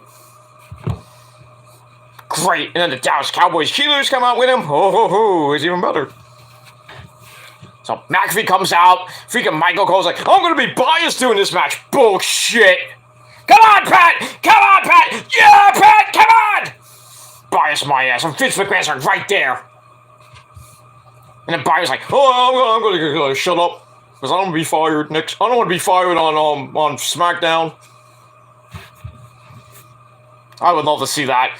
Fucking Michael Cole get fired. Yeah, fired Michael Cole. Good. Get him out of here. Fuck him. Just don't call Joe Cronin. I would say call me, but I'd rather work for Tony Khan than you, Vince. I want to have your fucking mouth in my fucking ear. Shut up! Fucking asshole. Shut up, you 76-year-old bastard. I'm calling a move. It's a hurricane. It's a Frankensteiner. Hey, WWE superstars. No, they're actual wrestlers. In the sport of professional wrestling there, Vince, not sports entertainment. You say sports entertainment, Gilmore. Well, fuck you, Vince. It's a sport. It's sports entertainment. No, it's a sport, Vince. Sports entertainment. I'm Vincent Kennedy McMahon. I say it's sports entertainment.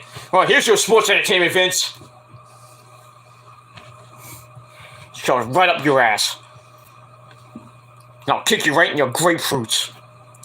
Your fucking 70-year-old grapefruits that probably shrivel up. But anyway, that was cool that Pat McAfee comes out, the Seven Nation Army. Oh, bask in his glory. Good stuff. Pretty damn good match. Pat McAfee's a fucking... He is so awesome. He found his calling as a wrestler and a commentator. Should have never been the Indianapolis Colts punter. Or kicker, whatever it was. Should have became a fucking wrestler, the dude. Great. Just fucking awesome.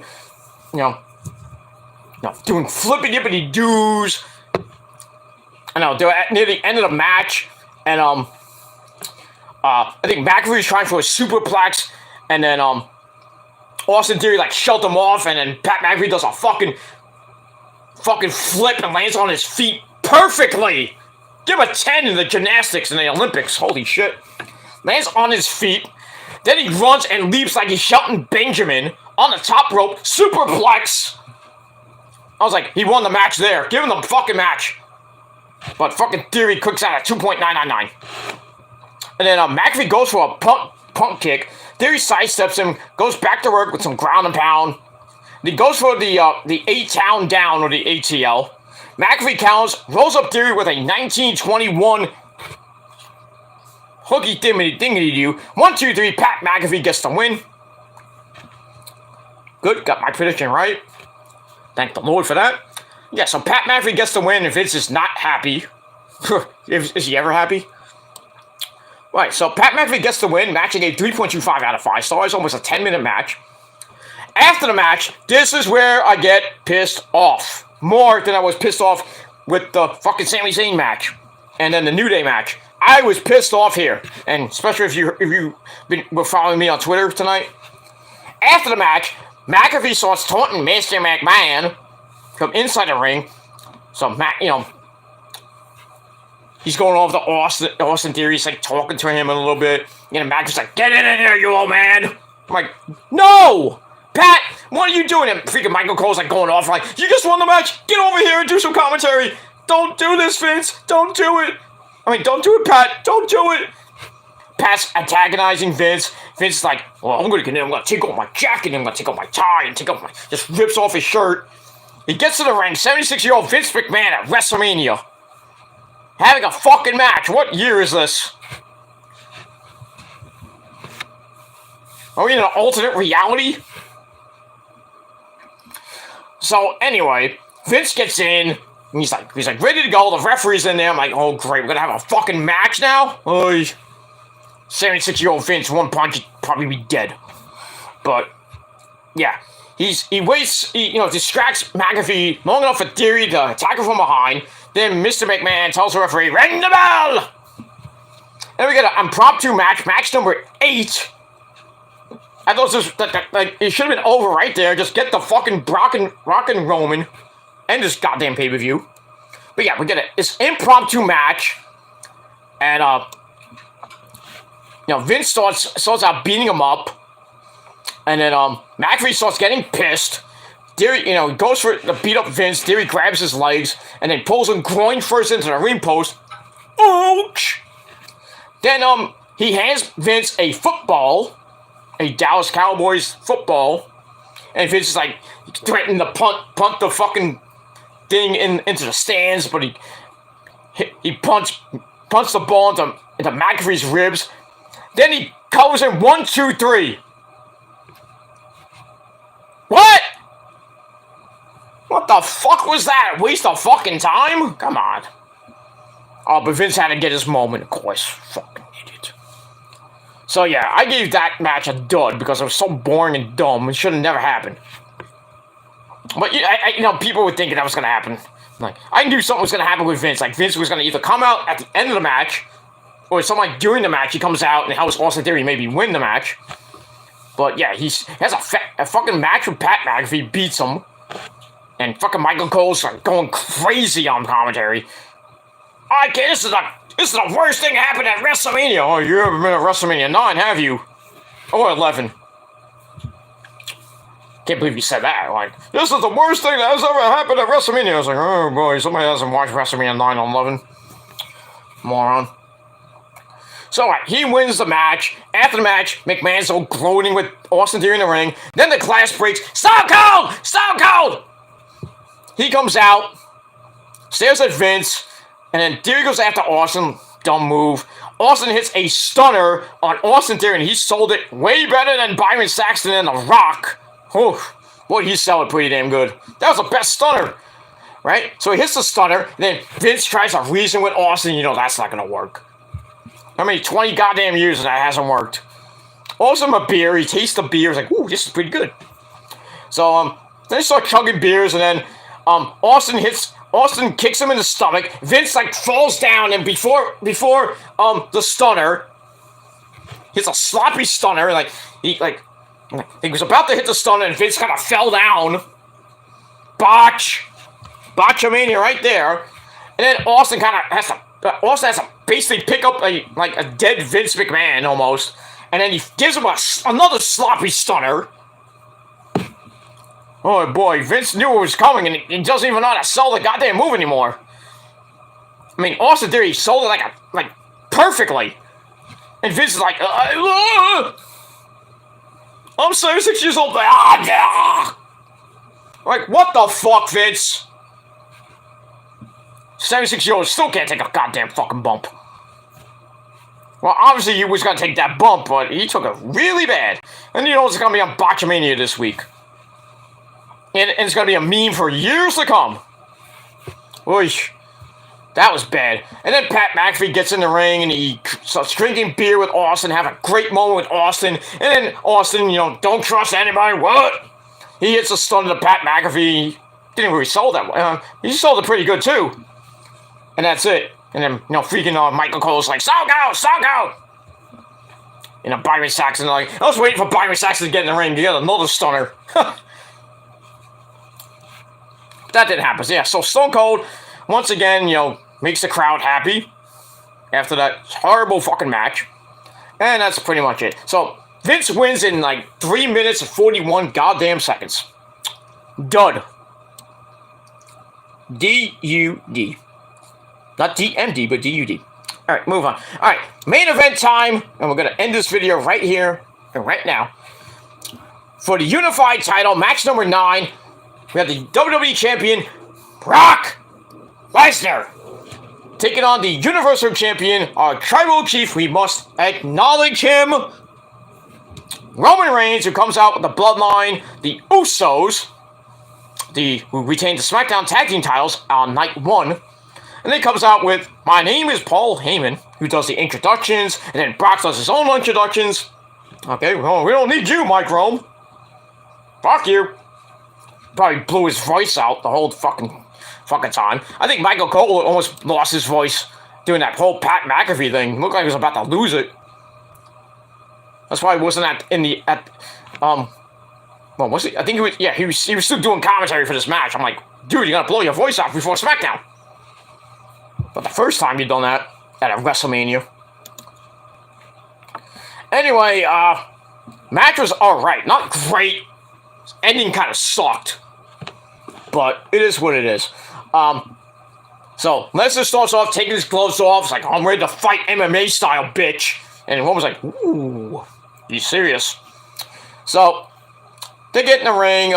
They start beating each other down. Brock started early, then Roman comes back. Then Lesnar comes back, starts Heyman on the outside. Heyman's begging for his life. Don't hurt me, I love you! And then Roman spears Brock through the timekeeper's area. Why not? Lesnar barely beats the count.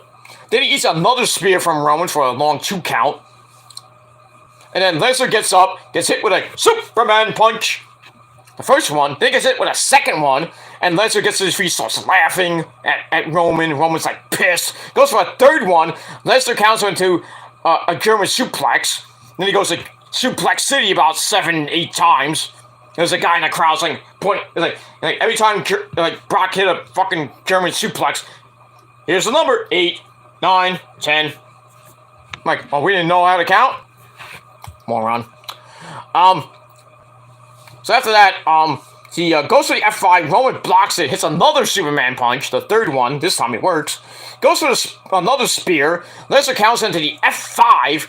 Roman kicked out at 2.999. Then Lesnar drags Roman to his feet. But Roman spears Lesnar right into the referee in the corner. Oh, get a good old ref bump. Chad Patton. So Roman takes advantage of it, hits Lesnar in his balls. Sucks to be you there, Sable. You won't be getting fucked tonight. So then Heyman hands the Universal title to Roman. He bashes it in Lesnar's face. I thought it was going to be blood. No blood, obviously. And then Roman wakes up Chad Patton. Goes for the cover. Lesnar kicks out at 2.999. Roman's pissed. Hits the ropes. Kind of hits like a spear to the back. It looked like a modified bulldog almost. Then he follows that up with a actual clean spear. Goes for the spear. He hits it, but then Lesnar grabs his arm in a Kimura lock. And Roman's screaming in pain. And freaking Paul Heyman's trying to, say, fight my tribal chief! Fight! And if he gets to the ropes, even though he pushed the ropes on his finger and he broke the hold, and then commentary saying that that Roman Brock actually messed up his Roman's shoulder or something like that. Corey Graves was talking about that. It wasn't Byron Saxton. It was Corey Graves and Michael Cole on commentary. So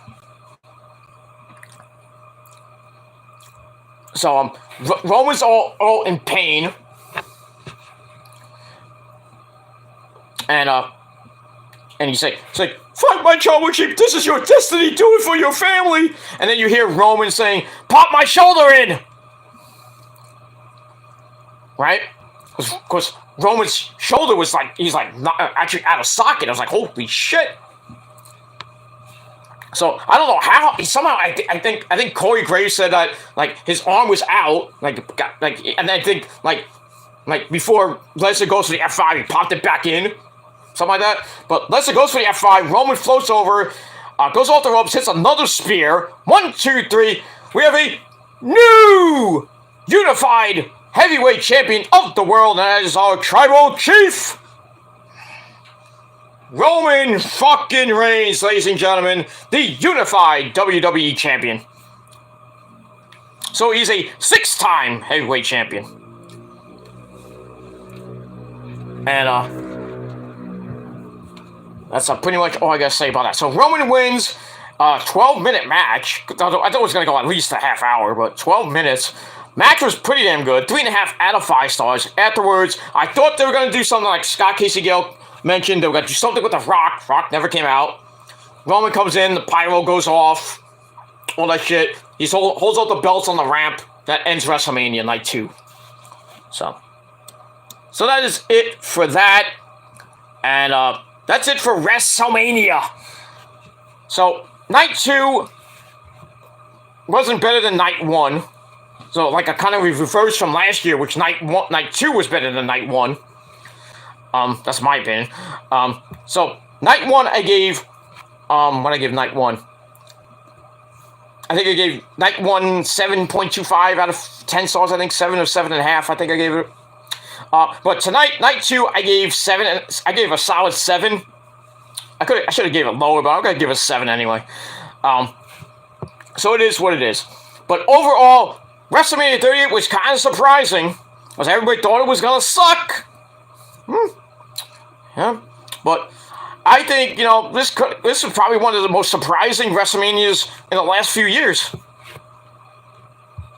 You know, we thought it sucked, and then, you know, they blew. Night 1 was great. Night 2, not so much.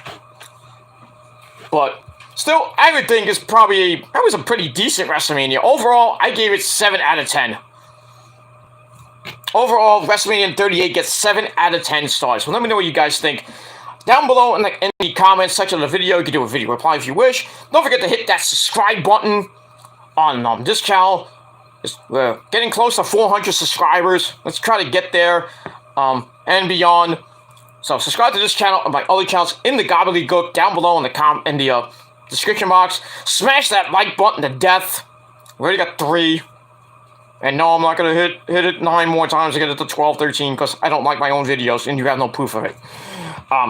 So we get that. So, like the videos, subscribe to the channels, follow me on social media, Facebook, Twitter, and Instagram. Links are all, well, the links to my Twitter page in the description box. If you're on Facebook, just type Peter Gilmore, you'll find me somewhere. If you're on Instagram, well, good luck with that. Well, you can find my Instagram down below. If you're on Twitter, just type in Peter Gilmore, you'll find me somewhere. Maybe I'll follow you, maybe I won't. But same thing with Instagram and Facebook. But most of my social media is kind of private, so good luck trying to follow me unless you know me very well. But it is what it is. I don't want trolls on my fucking social media. Fuck you. And that's all I gotta say about that. So follow me on social media. Share the video all over the goddamn internet. Don't forget to hit that bell. Turn on all notifications so you never miss anything. And that's pretty much all I gotta say about that. It's 4 o'clock in the goddamn morning. I'm going to bed. And you should too. Unless you're living in the West Coast and it's like 1 o'clock in the morning. If you're Andre Gobil, it's 1 o'clock in the morning. Go to bed. If everybody else in the Midwest and the East Coast, go to bed. If you're in the UK or Ireland, well, top of the morning to you, fart knockers. And that's pretty much all I gotta say about that. So, I'd like to thank Lauren, my tribal queen, for coming in, Scott Casey Gale for coming in, and Andre Corbeil for coming in. Anybody else came in? Probably just me. Yeah. Lauren, Scott Casey Gale, thank you, and Andre Corbeil, thank you all for coming in. Anybody else who watched, well, thank you for watching in the free view. And that's all I gotta say about that. Alright, so WrestleMania season is now, well, not completely over. We got tomorrow night with WrestleMania, the Raw after WrestleMania, and then basically the stuff after WrestleMania, that whole after WrestleMania week. So we got that. Then we're on the road to WrestleMania Backlash on May the 8th. And we'll see what happens with all that stuff. So we'll see what happens with that. So it should be a good week of action. The after WrestleMania week. And we'll see what happens with that. But that's it. Thank you all for watching. I'm Peter Gilmore. I'm going to sleep. Thank you for watching the video. Subscribe, you know, all that shit. That's all I gotta say about that. So thank you for watching. Peter Gilmore signing off. Peace out. Rock on and rock hard with your Kokut.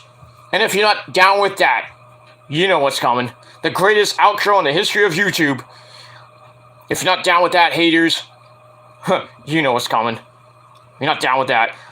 Me, Lauren, Andre Corbeil, Scott Casey Gale, and the entire prophecy, which is real, goddammit, because Rosemary herself appointed me as the leader of the prophecy, and it's real. There's a video out saying it's real, goddammit. If you think it's not real, well, fuck you.